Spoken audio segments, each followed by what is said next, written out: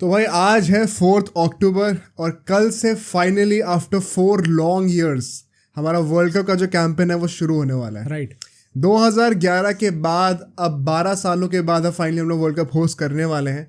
And I think please correct me if I am wrong but शायद ये पहली बार हो रहा है जब इंडिया अकेले पूरा वर्ल्ड कप होस्ट कर रहा है, ओडीआई वर्ल्ड कप को। 2011 में भी ऐसा नहीं हुआ था? 2011 में बांग्लादेश भी थी साथ में और श्रीलंका भी थी। ओरिजिनली पाकिस्तान को होना था बट उनके जगह पे बांग्लादेश को ला दिया गया था। उससे पहले भी एक बार वर्ल्ड कप होस्ट किया था, आई थिंक 96 का था जब श्रीलंका जीती थी, तब भी शायद वो को होस्टेड था if I am not wrong.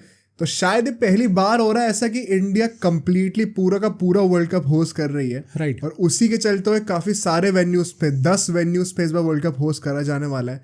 तो अलग अलग कोनों में देशों के जो है वो पहुंचेगा। इससे बेटर रीच कभी इंडिया के अंदर वर्ल्ड कप देखने की कभी भी नहीं थी। बट द पॉइंट इज कि वर्ल्ड कप की जो रेलेवेंस है और जो हाइप है, शायद लास्ट टाइम ऐसा हो रहा है कि इतनी हाइप रहेगी। इसके ऊपर मैंने एक बहुत इंटरेस्टिंग आर्टिकल पढ़ा था कि कैसे शायद this is probably the last time we know world cup as the pinnacle of cricket as you know it today. ODI world cup की बात हो रही है क्योंकि ओडीआई क्रिकेट खुद भी बहुत डिलेमा में चल रहा है और T20 वर्ल्ड कप की अपराइजिंग हो रही है और जो फ्रेंचाइज लीग्स है उनकी भी प्रोमिनेंस बढ़ रही है बहुत ज़्यादा as opposed to international cricket. Test में WTC भी आ गया तो थोड़ी बहुत रिलेवेंस वहाँ भी बढ़ी हुई है। तो काफ़ी कुछ स्टेक पे है इस वाले वर्ल्ड कप के लिए। Maybe this is the last time we witness world cup in its full glory और इसीलिए इसकी प्रिडिक्शन करना बनता था। तो हम लोगों ने काफ़ी टाइम से डिले कर रखा था, काफ़ी टाइम से डिले करा हुआ था। जो हमारा रिकॉर्ड चल रहा था अभी तक, हमारा क्या रिकॉर्ड रहा है एक बार बता दो सबको। सबसे पहले हमारा स्टार्ट हुआ था फीफा T20 वर्ल्ड कप से। लास्ट उसमें इंग्लैंड प्रेडिक्ट की थी, इंग्लैंड जीत गई थी। उसके बाद फीफा वर्ल्ड कप में तुमने अर्जेंटीना प्रेडिक्ट किया था, अर्जेंटीना जीत गई थी। मैंने किसे करा था? मैंने ब्राज़ील करा था। और उसके बाद IPL था, IPL में चेन्नई प्रेडिक्ट किया था और चेन्नई जीत गई थी। तो अभी तक ठीक चल रहा है। उसके बाद WTC फाइनल आया था, वो पता था हमें और थोड़ा पता था लेकिन हम चाहते नहीं थे यार कि बोल दे ऑस्ट्रेलिया जीते और फिर दोबारा जीत जाए। तो हमने सोचा नहीं करेंगे। बट इस बार because it is the be all and end all of cricket और possibly the last time we are witnessing guys like Kohli, Ashwin, Rohit Sharma, Dhawan का था वो तो अब हो ही चुका है कंफर्म कि नहीं खेलेगा। इस पूरी गोल्डन जनरेशन का ये लास्ट वर्ल्ड कप है। एंड इस नैरेटिव को हम लोग और डिटेल में डिस्कस करेंगे जब हम डिसाइड करेंगे कि इंडिया कहाँ तक जाने वाली है इस वर्ल्ड कप में। सेमीफाइनल से पहले मतलब बाहर हो जाएंगे या फिर सेमीफाइनल से बाहर होंगे या तो फाइनल से बाहर होंगे या तो जीतेंगे। तो वो इस सेगमेंट के एंड तक पता चल जाएगा। But now that we have had some build to this segment, let's start with the predictions को हम लोग 3 हाउस में डिवाइड करेंगे। पहले तो बॉटम 3 कौन होंगे, मतलब पूरा डिटेल में प्रेडिक्शन करने वाला, टेंशन मत लो।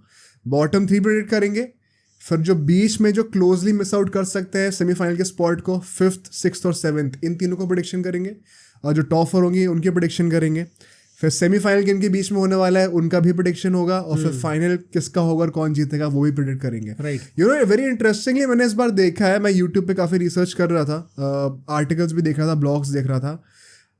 People are very basically they're jumping very quickly on deciding the top 4 for semi-finals, but कोई भी अपना जो है ना फाइनल जो जीतेगा उसके प्रेडिक्शन नहीं दे रहा है, इंक्लूडिंग द क्रिकेट एक्सपर्ट्स। अरे बहुत डिफिकल्ट है इसमें बताना एक्चुअली। एग्जैक्टली, मतलब जो मैंने कितने सारे क्रिकेटर्स को देखा स्टार स्पोर्ट्स पे भी जो आ रहे होते हैं, तो वो टॉप 4 वाला क्वेश्चन सब आंसर कर रहे हैं, बट जीतेगा कौन उस ना तो लोग ज्यादा पूछ रहे हैं क्योंकि they don't want to put that expert reputed person on the spot, और ना वो खुद आप सामने से जवाब भी दे रहे हैं। राइट तो मैंने मतलब यूट्यूब पे आपको कई सारी वीडियोस मिल जाएंगी टॉप 4 के प्रेडिक्शंस की, बट जीत कौन रहा है ये बहुत कम लोग बोल रहे हैं। बिकॉज जैसे कि तुमने कहा इस बार जेन्युइनली बहुत डिफिकल्ट है प्रेडिक्ट करना, तो nobody wants to hamper their reputation. मुझे तो लगता है विनर भी प्रेडिक्ट करना डिफिकल्ट है एंड टॉप 4 प्रेडिक्ट करना भी काफी डिफिकल्ट है इस बार, मतलब स्पेशली द 4th स्पॉट, उसमें काफी मुश्किल होने वाला है।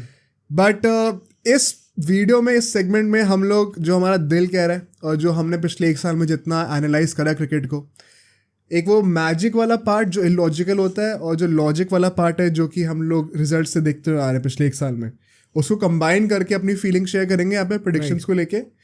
तो don't try to find too much logic into it, because ऐसा होता नहीं है कि बहुत लॉजिकली हमेशा प्रेडिक्शन सही होती है, थोड़ा इलॉजिकल चीज़ें चाहिए होती हैं, जैसे कि अर्जेंटीना का था वर्ल्ड कप में। सो अगर आपको लॉजिकल एक्सप्लेनेशन चाहिए हर टीम की, हर स्क्वाड की, तो उसके लिए हमने डिटेल में एक लास्ट पॉडकास्ट में डिस्कस करा था हर टीम को कि क्या स्क्वाड की स्ट्रेंथ है, क्या वीकनेस है, क्या पॉसिबल प्लेइंग 11 होनी चाहिए। तो उसको मैं लिंक कर दूंगा, अभी आपको ऊपर कार्ड्स में दिख जाएगा, नहीं तो फिर आपको डिस्क्रिप्शन में दिख जाएगा। और अगर इंडिया के लिए स्पेसिफिकली अगर आप जानना चाहते हैं कि वो अपने सारे 9 के 9 मैच कैसे जीत सकते हैं, क्या स्ट्रैटेजी होनी चाहिए, उसके लिए भी हमने एक डिटेल पॉडकास्ट बना रखा है, उसको भी मैं लिंक कर दूंगा, अभी दोबारा आपको दिख जाएगा ऊपर कार्ड्स पे, या तो फिर आपको डिस्क्रिप्शन में दिख जाएगा। I will try to pin both of these links in the comment as well, तो शायद आप वहाँ से भी एक्सेस कर सकते हो। बट जो लॉजिकल पार्ट है, अगर आपको वो समझना है तो उन 2 वीडियोज़ को आप रेफर कर लेना after watching this segment to justify our predictions in your own mind. But now let's dive right into it, because इसके बाद फुटबॉल में यूसीएल में भी काफ़ी कुछ हुआ है जो हमें डिस्कस करना है। पहले जो बॉटम 3 उनकी बातें करते हैं, क्या लग रहा है, what is the first team that comes into your mind? Bottom 3 के लिए नेदरलैंड्स आई थिंक सबके दिमाग में यही आएगी। हाँ। तो मुझे लगता है कि नेदरलैंड्स का तो आना पक्का ही है। एंड इसमें कुछ डिसरिस्पेक्ट नहीं है टीम को, इट्स जस्ट दैट कि वो टीम जो है बाकी 9 टीम्स के पास भी नहीं है इस टाइम पे। Like it's not even like are you so sure कि वो नंबर 10 पे ही फिनिश करेंगे? मतलब जो हम लोग 3 लोगों का नाम लेंगे यहाँ पे, and in the 5th, 6th and 7th वाला जो सेगमेंट होने वाला है वो एग्जैक्ट ऑर्डर में नहीं होगा, इट कुड चेंज, बट हम लोग 3 टीम जैसे स्पेसिफिकली मेंशन करेंगे कि हमें क्या लगता है वो कहाँ फिनिश कर सकती हैं। टॉप 4 के लिए हम लोग रैंक भी करेंगे, बिकॉज उसी के हिसाब से वो सेमीफाइनल डिसाइड होंगे। फर्स्ट और फोर्थ का सेमीफाइनल होगा और सेकंड और थर्ड का होगा, तो वहाँ पे रैंकिंग देंगे। बट अभी हम लोग we are sticking to bottom 3 and the middle 3। तो बॉटम 3 में नेदरलैंड्स आ तो रही है, but do you think 10th ही आएंगे वो? मुझे लगता है ऐसा कि 10th आ सकते हैं इस बार। This is some bonus information that you are sharing. हाँ, मुझे ऐसा कुछ डिसाइडेड नहीं था, बट आई थिंक 10th आ सकते हैं, क्योंकि बाकी जितनी टीम्स हैं स्पेसिफिकली, क्योंकि जो अब बाकी की 2 टीम्स होने वाली है, दोनों सब कॉन्टिनेंट टीम्स होने वाली हैं। सो स्पॉइलर अलर्ट मुझे गेस करो भाई कौन है। मुझे ऐसा लगता है कि वो जो बाकी टीम्स जो हैं उनका लेवल इससे काफ़ी ज़्यादा है, एंड वी हैव सीन कि एशिया कप में भी उन्होंने काफ़ी डिसेंट परफॉर्मेंसेस दी हैं। सो मुझे इसलिए अगर if I ask you a bit of a tough question, क्या लगता है कितने मैचेस जीतेगी नेदरलैंड्स 9 में से? ओ भाई, एंड माइंड यू इस बार वर्ल्ड कप में बारिश का सीन भी हो सकता है, तो ऐसा भी हो सकता है कि दिमाग खराब कर दिया world cup warm up matches में। इंडिया के दोनों मैचेस ही नहीं हुए भाई, तो ऐसा भी हो सकता है कि हम लोग को पॉइंट्स टाइड हुए भी मिले कुछ मैचेस के लिए, अज्यूमिंग बारिश नहीं होती। हाँ राइट। और वैसे भी मैच जीतने के लिए आपको बारिश का फर्क नहीं पड़ता, मैच कंप्लीट होगा तभी आप जीतोगे। तो तुम्हें क्या लगता है कितने मैचेस जीत सकती है Netherlands? Let me think. See, मैं कहूँगा जीतेगी अगर, तो ये बाकी 2 टीम्स के अगेंस्ट ही जीतेगी, बाकी के अगेंस्ट आई डोंट थिंक कोई चांस बनेगा इनका। 2 टीम्स जो कि बॉटम 3 में होने वाली हैं। हाँ, आई थिंक बता ही देते हैं अब। बाकी जो टीम्स होने वाली हैं, एक होगी हमारी तरफ से श्रीलंका, एंड एक तरफ होगी Afghanistan. And last to last podcast से जब हम स्क्वाड्स को एनालाइज कर रहे थे, तब मैंने कहा था कि श्रीलंका के स्क्वाड के पास इतना वास्ट पोटेंशियल है कि वो बॉटम 3 में भी आ सकते हैं और टॉप 4 में भी आ सकते हैं। Why do you think we are going with the first prediction bottom 3? मुझे लगता है कि श्रीलंका क्यों आएगी यहाँ पे, मतलब it could have been between Bangladesh and Sri Lanka for this spot. मुझे लगता है श्रीलंका इसलिए क्योंकि बांग्लादेश का ऑफ रेट फॉर्म थोड़ा बेटर हो गया है, एंड श्रीलंका का हमने वार्म अप मैचेस में भी देखा कि वो अल्टीमेटली अफगानिस्तान से हार गए, इवन बांग्लादेश से भी हार गए। सो मुझे लगता है कि इस टाइम पे बांग्लादेश थोड़ा राइट टाइम पे थोड़ा बेटर हो रही है, एंड श्रीलंका वैसे भी यंग स्क्वाड है। इसके बारे में भी हमने बात करी थी कि अगर वर्ल्ड कप में जाने से पहले उनका मोराल थोड़ा डाउन होता है, क्योंकि यंगस्टर्स में मोराल डाउन होना कंपैरेटिवली थोड़ा ईजी होता है। और मेरे लिए सबसे बड़ा पॉइंट ऑफ कंसर्न यही है, इनका जो इनएक्सपीरियंस है ना, वो मुझे लगता है कॉस्ट कर जाएगा यहाँ पे। Also once again going by the warm up matches, हमें जितना देखने को मिला है भाई 350 भी आराम से चेज हो सकता है। आराम से राइट। तो ऐसी सिचुएशंस में अगर आपके बॉलिंग में वो स्ट्रेंथ नहीं है तो आप स्ट्रगल करेंगे ही करेंगे। श्रीलंका के साथ बैटिंग में भी ये प्रॉब्लम है कि they can put up big totals for sure. अभी कुशन मेंडिस ने आई थिंक 150 कुछ मारे थे, फिर उसका रिटायर ही हो गया था। बट द पॉइंट इज कि आप अगर जैसे आप चेस कर रहे हो मान लो, तो आप फिर भी अपनी बैटिंग पे रिलाई कर सकते हो। बट अगर आप पहले बैटिंग कर रहे हो और बारिश का फैक्टर इस पूरे वर्ल्ड कप में अगर आने वाला है, जिसके चलते हुए हम लोग देख सकते हैं कि डीएलएस के चलते हुए ओवर्स कम हो जाए और टारगेट चेस करना आसान हो जाए, तो क्या आपकी बॉलिंग उतनी अडेप्ट है कि आप वो कर सकते हो, उसमें डिफेंड कर सकते हो। Right. Also Sri Lanka is very heavy on having spinners, और अगर बारिश वाला सीन होगा तो वो स्पिनर्स के लिए बहुत मुश्किल होगा, बिकॉज बॉल बहुत फिसलेगी, बॉल गीली होगी तो टर्न कम करेगी। राइट। आई थिंक श्रीलंका के स्क्वाड की स्ट्रेंथ और इनएक्सपीरियंस जो है ना, वो इस वर्ल्ड कप को फेवर ही नहीं करते काइंड ऑफ।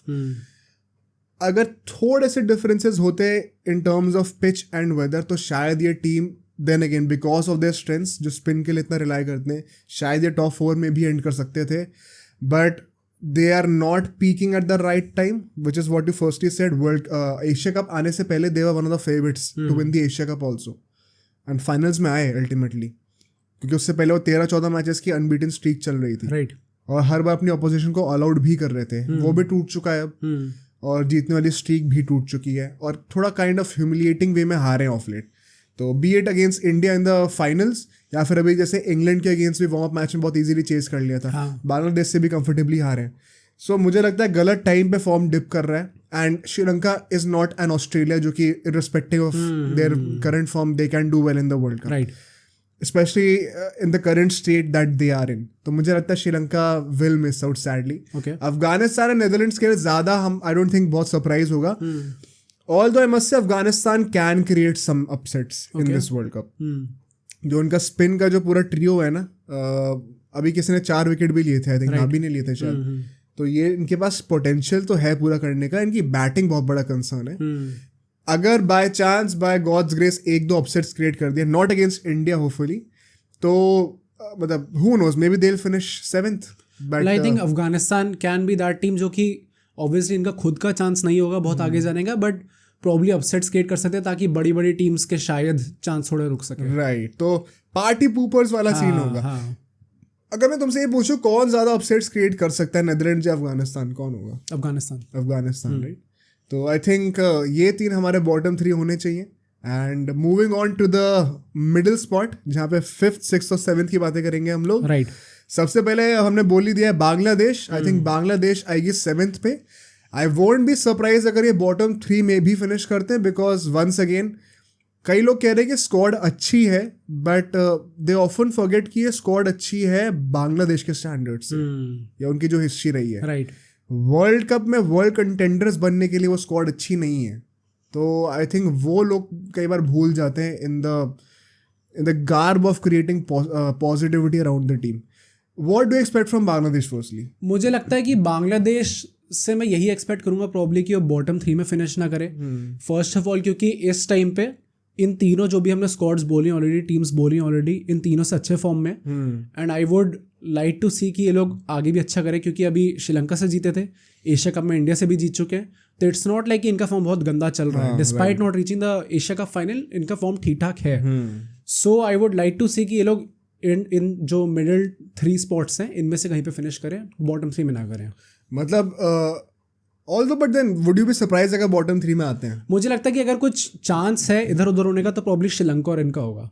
मतलब आई नो श्रीलंका का, अफगानिस्तान आई डोंट थिंक सो अफगानिस्तान के ऊपर आने वाली है. अच्छा. मुझे लगता है कि श्रीलंका का वैसा ही चीज़ है, क्योंकि इतने यंगस्टर्स हैं तो वो चीज़ इधर वे जा सकती है.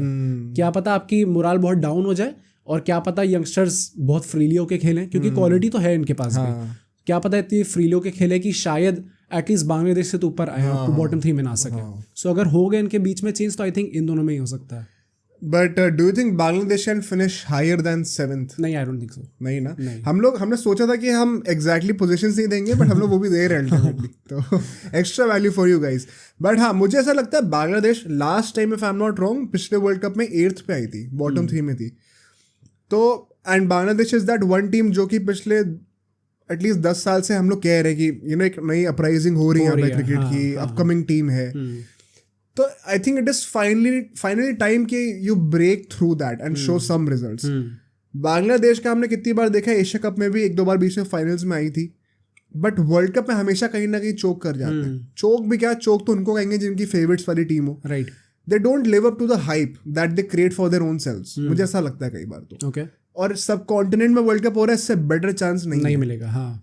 Not expecting you to reach semifinals, but at least be in the middle phase कहीं पे, ताकि आप एक रिस्पेक्टेबल प्रोग्रेशन दिखा पाओ अपने कंट्री को कि हाँ देखो हम बॉटम 3 में थे, उससे पहले तो हम कहीं वर्ल्ड कंटेंडर्स में ही नहीं थे, अब हम बीच वाले कैटेगरी में आ गए जहाँ पे और भी कई दिग्गज टीमें होने वाली है, जैसे हम लोग नाम लेंगे, जो कि they are missing out purely because competition इतना टॉप 4 में.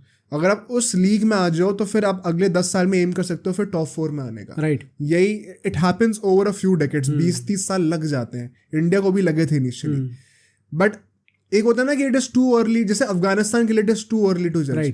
अब बांग्लादेश अब बच्ची नहीं रही है, अब they have matured, experience team है, शाकिब अल हसन जैसा प्लेयर है।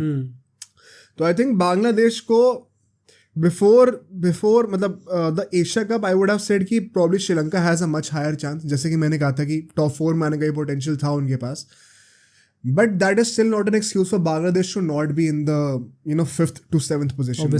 तो they should be upping their game consistently year by year, वरना वो ट्रैजेक्टरी फिर कहीं ना कहीं फ्लैटन हो जाएगी। और फिर वो नई जनरेशनल चेंज आने वाला है बहुत जल्दी, जब शाकिब अल हसन भी उसने बोल ही दिया कि 2025 के बाद ही मोस्ट प्रोबेबली रिटायर। ओके, तो ज़्यादा साल रह नहीं गए, 2023 ऑलमोस्ट एंड हो ही गए, 2 साल और। You have to gear up for that next big thing. तो I think it's high time. और अफगानिस्तान के लिए कई लोग कहेंगे, I just switch back to that position as well once again, कि अफगानिस्तान यार इतनी तगड़ी टीम है और T20 में इतना प्रॉमिस दिखाती है, but what people forget is, मैंने पहले ही बोला हुआ है, ODIs और T20s में जमीन आसमान का फर्क है, even more so in test and T20s। जैसे जैसे गेम बड़ा होता जाता है ना, वैसे वैसे जो वीक टीम होती है, जो स्ट्रॉन्ग टीम होती है, उनके बीच का डिफरेंस दिखने लग जाता है और ज़्यादा। जितना टाइम कम है, जितना ओवर्स कम है, उसमें कम चांसेस हैं फ्लॉज के। अब अपना you can have your best phase in those 1.5 hours and somehow manage to win. But over a period of 3, 4, 8 hours क्या तुम वो अपना बेस्ट फेज मेंटेन कर सकते हो, वो बहुत अनलाइकली हो जाता है। तो वहाँ पे क्वालिटी दिख जाती है किसी टीम की, which is why Afghanistan have not been that successful in ODIs and tests yet. तो they still have a long way to go, but this is not going to be that year where they break out of the scene. I think I'll still expect them to be in the bottom 3.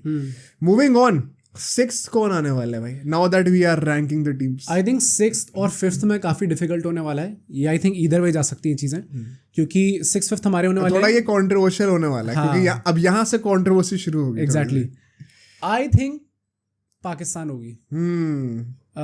Pakistan में इसलिए कह रहा हूं क्योंकि पाकिस्तान को पता नहीं क्या हो गया भाई एकदम से। एंड माइंड यू, 1 महीने पहले तक इंक्लूडिंग अस हम लोग सोच रहे थे कि सेमीज में आएगी। हाँ, आराम से।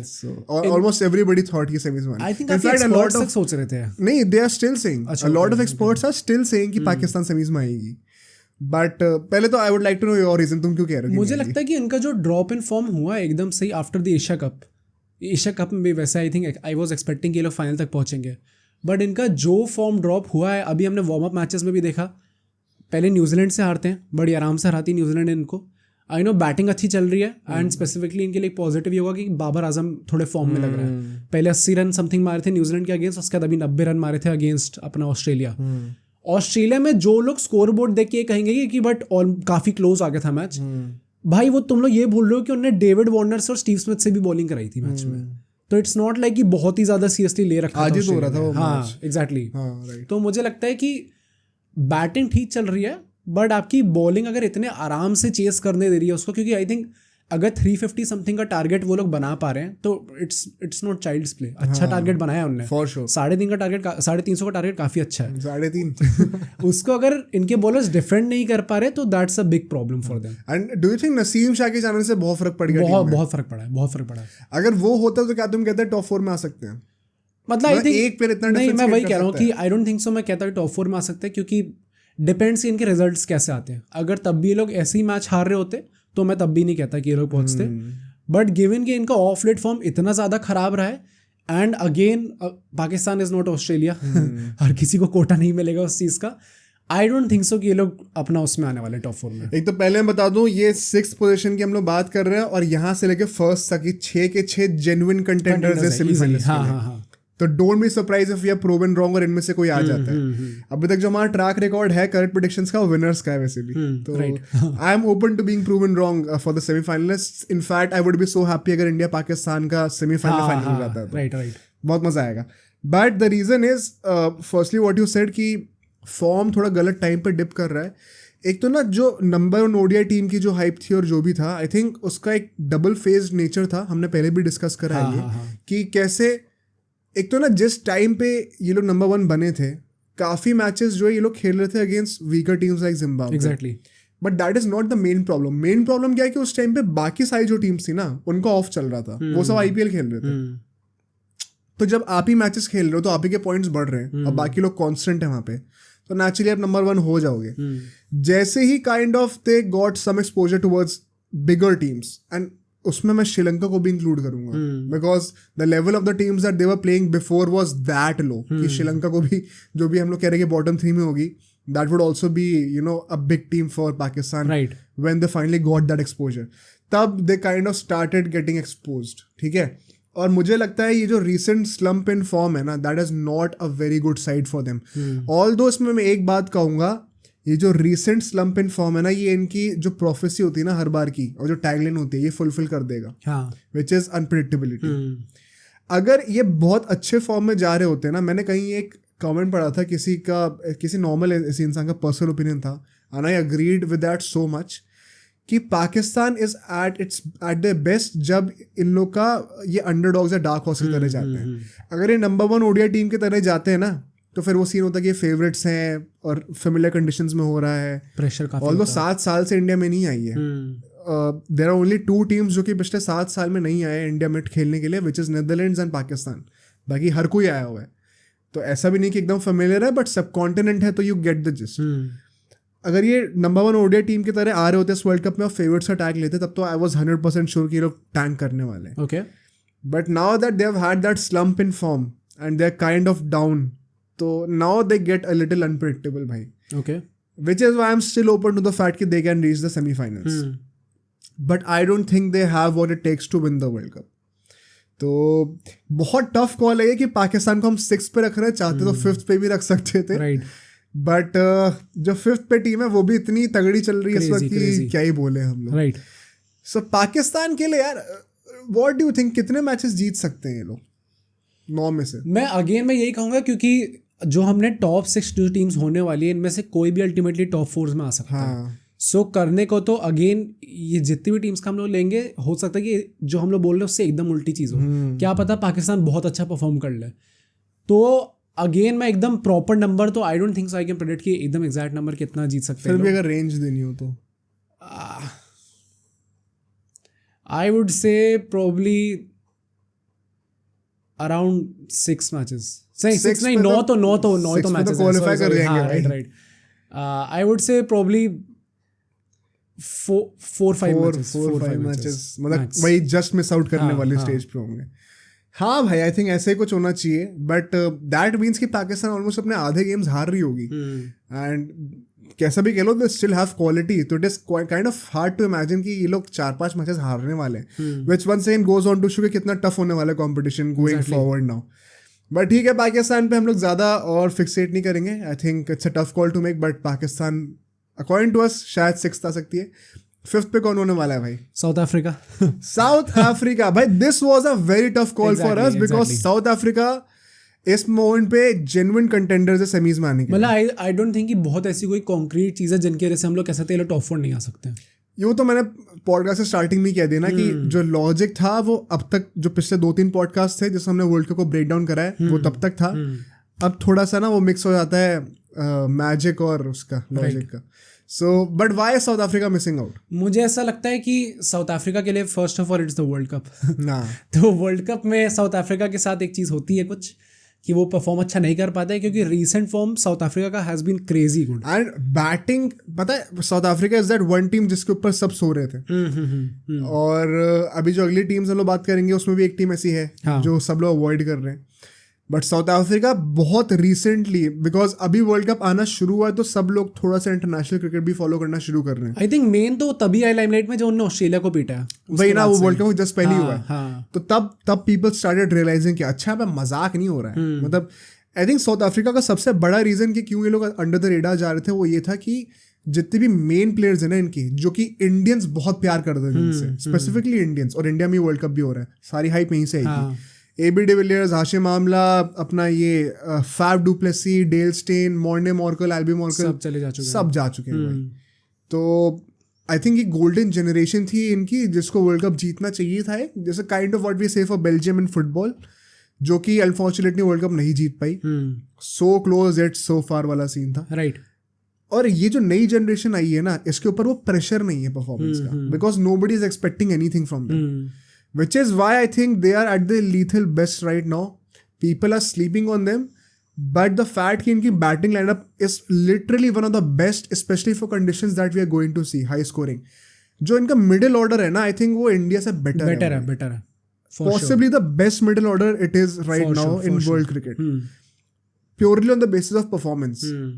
मतलब मार्करम, क्लासेन और डेविड मिलर जैसे बंदे का तुम्हारे पास है लगातार लाइन से, राइट, जो कि लंबा खेलना भी जानते हैं और अटैकिंग क्रिकेट भी खेल लेते हैं। ऐसी पिचेस पे जहाँ पे 350 रन बन रहे हैं, these guys will make the difference to go that extra mile and convert that 350 into 400.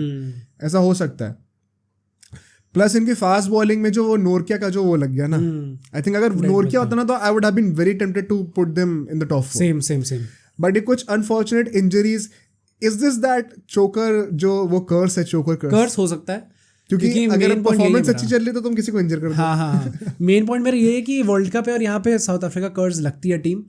And मुझे एक चीज़ और लगती है कि सी बैटिंग तो इनकी बहुत अच्छी है, बट आई थिंक बॉलिंग में थोड़ा बहुत लैक कर रहे हैं लोग इस टाइम पे। एंड वी नो कि स्पिन डिपार्टमेंट इनका थोड़ा सा वीक है, इट्स नॉट दैट स्ट्रॉन्ग। सो मुझे लगता है वहाँ पे थोड़ा सा ये लोग लैक करेंगे। बट अगर हम लोग ओवरऑल बात करें तो I don't see any reason why they can't make it inside the top 4। And South Africa specifically अगर टॉप 4 में नहीं आती है, आई थिंक ये वो अल्टीमेट टीम होने वाली है जो कि डेफिनेटली अपसेट्स क्रिएट करने वाली है इस बार वर्ल्ड कप। अपसेट तो मैं नहीं कहूँगा भाई, मतलब क्योंकि स्टैचर इतना बड़ा है। नहीं, मेरा अपसेट्स का मतलब है कि कोई फेवरेट टीम होगी वो शायद नहीं जा पाएगी। मतलब जो अभी टॉप 4 उनमें से कोई नहीं जा रही तो, हाँ, या फिर टॉप 2 साउथ अफ्रीका की वजह से, तो साउथ अफ्रीका की वजह से। अच्छा, काश ऑस्ट्रेलिया हो जाए, मजा आएगा। बट हाँ यार, साउथ अफ्रीका के लिए ना, मतलब and it is not very surprising also, because हम लोग कह रहे हैं कि अभी इतना अच्छा परफॉर्म कर रहे हैं तो they could be in top 4। इससे पहले वाले वर्ल्ड कप्स में they have performed even better with better and bigger names and still they have fallen short. मैं बहुत बड़ा एग्जांपल देता हूँ, 2011 वर्ल्ड कप का ही ले लो आप। इंडिया और साउथ अफ्रीका सेम ग्रुप में थी, इंडिया सेकंड आई थी, साउथ अफ्रीका फर्स्ट आई थी, और इंडिया साउथ अफ्रीका से ही हारी थी, राइट। बट क्वार्टर्स में बाहर हो गई साउथ अफ्रीका, इंडिया जीत गई वर्ल्ड कप। आई थिंक ये एक जेन्युइन केस है साउथ अफ्रीका के साथ, and I don't see it healing any time soon. अभी हमने last year T20 world cup में भी देखा था कैसे वो लोग सेमीज के लिए भी क्वालिफाई नहीं कर पाए, दे फेल शॉर्ट, इंडिया पाकिस्तान कर गए थे। सो वंस अगेन है, मतलब sad for them but not that bad, because इस टीम का एक वही बहुत ज़्यादा एक्सपेक्टेशंस नहीं है, एक फ्रेश एक्सपीरियंस है इन लोगों के लिए। आने वाले सालों में शायद they could do much better, but नोरकिया की भी मुझे लगता है इंजरी चुभेगी भाई, बहुत ज़्यादा, बहुत चुभेगी। So for that reason, I think South Africa will finish 5th. Right. But still, भाई South Africa and Pakistan में से कोई भी आ सकता है top 4 में for sure. Let's move on to the top 4 now. अब आने वाला है the business of the tournament, I would say. Business ending business of the tournament. 4th position पे कौन आ रहा है भाई? अब देखो टॉप 4 सबको पता चल गया होंगे by the process of elimination कि 6 टीम्स का हमने नाम ले लिया तो बची 4 टीम कौन है, बट रैंक करते हैं 4th कौन आने वाला है। आई थिंक अब जो टॉप 4 टीम्स बची हैं उसमें भी सबको पता चल गया होगा कि 4th हम किससे रखने वाले हैं। नॉट श्योर दो, आई थिंक सो, क्योंकि टॉप 3 सब लोग मान के चल रहे हैं, 4 टीम का लेके सबको थोड़ा प्रॉब्लम हो रही है। ओके, कौन है? 4th is going to be New Zealand, right. And I think New Zealand is also that team जिसपे थोड़े लोग सो रहे थे कुछ टाइम से। भाई अभी भी सो रहे हैं, अभी भी कह रहा हूँ जाग जाओ भाई, जो सो रहा है न्यूजीलैंड को देख के जाग जाओ। पता मतलब प्रॉप्स टू सुनील गावस्कर, मैंने से उसी को भी बोलते हुए सुना है कि न्यूजीलैंड सेमीज में आएगी, और कोई एक्सपर्ट नहीं दिखा रहा है इतने गट्स की वो बोले कि न्यूजीलैंड आने वाली है। तो shout out to Sunil Gavaskar. I think New Zealand has what it takes to reach the semis. हमने अभी वार्म अप मैचेस में भी देख लिया। What do you feel about them? मुझे लगता है कि इनकी बैटिंग स्पेसिफिकली जो इनको अभी बूस्ट मिला है केन विलियमसन का, इतना इजीली उसने आके रन मारे पाकिस्तान के अगेंस्ट, इतनी इजीली इन लोगों ने चेस किया है। प्लस इनके बॉलिंग लाइनअप में गाइज लाइक ट्रेंट बोल्ट, उसके बाद इनको लाइक बॉलिंग में भी वो प्रॉपर बूस्ट मिलेगा एंड बैटिंग में भी इनके पास प्रॉपर वो होगा, फायर पावर होगी to make it inside the top 4। So मुझे लगता है न्यूजीलैंड इज वी नो यार, आईसीसी टूर्नामेंट्स में न्यूजीलैंड अच्छा ही करती है, वेदर इट बी 2015 जहाँ पे फाइनल पहुंचे थे, 2019 में भी फाइनल पहुंच गए थे, एंड अब यहाँ पे अब मतलब पिछले 2 वर्ल्ड कप्स में फाइनल में पहुंच रहे हैं, तो कुछ तो बात है ही ना ऑब्वियसली। सो आई थिंक ये बहुत बड़ा फीट है जो लोग भूल जाते हैं। इंडिया भी नहीं पहुंच रही भाई 2 लगातार वर्ल्ड कप फाइनल्स में। आई थिंक ऑस्ट्रेलिया के अलावा हार्डली कोई ऐसी टीम है जो कि लगातार इतने फाइनल में पहुंची है। सो न्यूजीलैंड का हर साल हर बार वही होता है कि लोग सो रहे होते हैं न्यूजीलैंड। 2 बार फाइनल में पहुंचे, अभी WTC फाइनल भी जीते थे 21 में, उसके बाद भी लोग उसके बाद भी लोग सो रहे हैं न्यूजीलैंड पे। Also credit to this generation, because probably इस जनरेशन में भी जिसमें टिम साउदी है, केन विलियमसन है, अपना ट्रेंट बोल्ट है, ट्रेंट बोल्ट का तो for other reasons, but possibly this could be the last world cup as well, and kind of एक वही वन फाइनल डांस होगा for them to finally get hands on the World Cup. Right. Won't say ICC trophy because हम ही हरा के वो WTC final जीत गए थे. So at least they have one trophy to their back. But World Cup का I think एक golden chance है इनके पास भी. इससे पहले 19 में they probably could have or should have won, but not taking anything away from England. मैं क्या बोल रहा हूँ, not taking anything away from England because वो भी deserve it थे. Exactly. And इस बार यार या तो इस बार है या तो कभी भी नहीं है न्यूजीलैंड के लिए. आई थिंक इसके बाद थोड़ा टाइम लगेगा उनके पास. Although maybe I am also being like the rest of the people and sleeping on the fact कि शायद न्यूजीलैंड अगली बार भी सेमीज में आ जाएगी. हो सकता है. ये longevity is not a joke, पता है. ये लॉन्जेविटी मैंने सिर्फ इंडिया से देखी है. और इंडिया के लोग कितने ही मजाक उड़ालें कि सेमीज में आके चोक कर जाते हैं, बट हर बार सेमीज में आना मजाक नहीं है. नहीं, इधर में हम लोग जैसे फुटबॉल में भी कहते हो, क्रिकेट में भी ये है कि अगर आप एक बार फाइनल में पहुंच गए, उसके 4 साल बाद आप फिर से फाइनल में पहुंच रहे हो, बहुत चेंजेस हो चुके थे उस टाइम तक टीम में वापस चेंज हो चुके होते हैं. उनके साथ वापस वही कंसिस्टेंसी मेंटेन करना आई थिंक बहुत बड़ी चीज होती है. बहुत बड़ी चीज होती है. तो न्यूजीलैंड के लिए मतलब भाई full credit to that team. Super excited to see where they finish up. But अगर South Africa trumps New Zealand and comes in the 4th place या फिर even Pakistan, then I won't be surprised because ये 3 team है ही इतनी अच्छी इस वक्त कि सब डिजर्व करते हैं आने के लिए. बट इन तीनों में से 4th स्पॉट के लिए आई think New Zealand looks to me the stronger one, and there is something about them in the ICC tournaments, bhai. Right. They know their way around reaching the semi-finals. So I'm going to back them one more time. I think ये इस generation का भी एक last chance है World Cup के ऊपर, possibly the best chance right now. So वो लोग भी अपना मतलब वो सोचेंगे और खेलेंगे भी उसी तरीके से, उसी इंटेंट से. So they are going to be 4th for us. Who is number 3? Number 3 भाई अपनी वर्ल्ड चैंपियंस जो होते हैं यूजुअली ऑस्ट्रेलिया होने वाली है. Australia is number 3 for us. I think ये भी थोड़े लोगों के लिए सरप्राइज होगा कि अल्टीमेटली हम लोग ऑस्ट्रेलिया को नंबर 3 पे रख रहे हैं और ज़्यादा ऊपर नहीं रख रहे हैं. बट ऑस्ट्रेलिया का भी आई विल हैव टू से कि अगर थोड़े टाइम पहले पूछते अगर वर्ल्ड कप स्टार्ट होने से वार्म अप मैचेस से भी पहले पूछा जाता तो मुझे लगता है कि भाई इनका टॉप 4 भी थोड़ा मुश्किल लग रहा है. अरे यार वो तो आई थिंक रिएक्शन ही ज़्यादा रीसेंट फॉर्म वैसा था. बट जब जैसा ने कमबैक किया है वार्म अप मैचेस में, नेदरलैंड्स आई नो नेदरलैंड्स का अगेंस्ट ही था बट वो काफ़ी अच्छा जीत गए. पाकिस्तान से भी लोग अल्टीमेटली जीत ही गए. पाकिस्तान को तो मज़े में हराया एग्जैक्टली. तो मुझे लगता है कि वापस उस फॉर्म में दिख रही है ऑस्ट्रेलिया जैसा एक्सपेक्टेड था वैसे उन लोगों से. एंड वाई आई थिंक ये लोग 3rd पहुंचेंगे, it's just because of the fact कि जो ऊपर की 2 टीम्स हैं वो इससे भी थोड़ी ज़्यादा स्ट्रॉन्ग लग रही हैं इस टाइम पे. एंड जिनके मैचेस हैं जो मुझे लगता है थोड़े डाइसी हो सकते हैं. फर्स्ट ऑफ ऑल इनका जो पहला मैच है 8 अक्टूबर को जो है इंडिया के साथ इन चेन्नई, आई थिंक वो काफ़ी डाइसी होगा इनके लिए. एंड आई से कि मतलब मेरे लिए काफ़ी फेवरेट्स है कि इंडिया जीत जाएगी वो मैच. तो मुझे लगता है एक मैच तो लोग वहीं पे हार गए. बाकी जो इनके कुछ मैचेस हैं, एक तो साउथ अफ्रीका से होगा लखनऊ में, आई थिंक वो भी थोड़ा ट्रिकी हो सकता है. एज आई सेड कि south Africa is that team जो कि थोड़े प्रॉब्लम्स क्रिएट कर सकती है. न्यूजीलैंड से धर्मशाला में होगा. नाउ आई नो कि ऑस्ट्रेलिया के पास भी वो पेस एकदम प्रॉपर अटैक है. न्यूजीलैंड तो पूरा हैक करेगा सिस्टम, पैसे खिलाएगा बीसीसीआई. ये धर्मशाला में इंडिया से भी धर्मशाला में हो रहा है भाई, इनका भी हो रहा है. एग्जैक्टली. तो आई नो कि ऑस्ट्रेलिया के पास भी वो प्रॉपर फायर पावर है अपनी पेस लाइनअप में, बट न्यूजीलैंड के पास भी है. तो आई थिंक ये मैच भी ट्रिकी हो सकता है. इंग्लैंड वाला भी अहमदाबाद में, तो वो प्रॉपर बैटिंग पिच दोनों को मिलेगी एंड दोनों का देखना होगा कि क्योंकि दोनों की बैटिंग डेथ बहुत ज़्यादा है. तो it will be a very great match to see कि कौन टीम अल्टीमेटली जीतती है वो मैच. एंड हाँ ये मैचेस हैं. सो आई थिंक ये कुछ मैचेस हैं जो कि इनके लिए थोड़े ट्रिकी होने वाले हैं. एंड इट डिपेंड्स कि अल्टीमेटली इन मैचेस में कैसा परफॉर्म करते हैं, क्योंकि आई थिंक बाकी जो टीम्स है उनसे लोग थोड़ा इजी रहेगा इनके लिए जीतना. अनलेस एंड अनटिल कोई अपसेट क्रिएट हो जाए, क्या पता पाकिस्तान जीत जाए, ये भी हो सकता है. सो आई थिंक कि अगर ये इन मैचेस का आराम से ध्यान रख लेते हैं तो शायद ये आगे टॉप 2 में भी फिनिश कर सकते हैं. But as of now I think top 3 में करेंगे. I agree. Also I can already imagine अगर इंडिया पहले ही मैच अपना हार जाए ऑस्ट्रेलिया से तो क्या कहेंगे ट्रोल्स कि भाई अभी बोला था ना सीरीज में तो मजाक चल रहा था बायलैटरल में. कितना पैशनेटली लोग डिफेंड करते हैं भाई ऑस्ट्रेलिया को. इंडियंस भाई इंडियंस कितना पैशनेटली हेट करते हैं इंडिया को. सही में मैं तो वो देखता हूँ.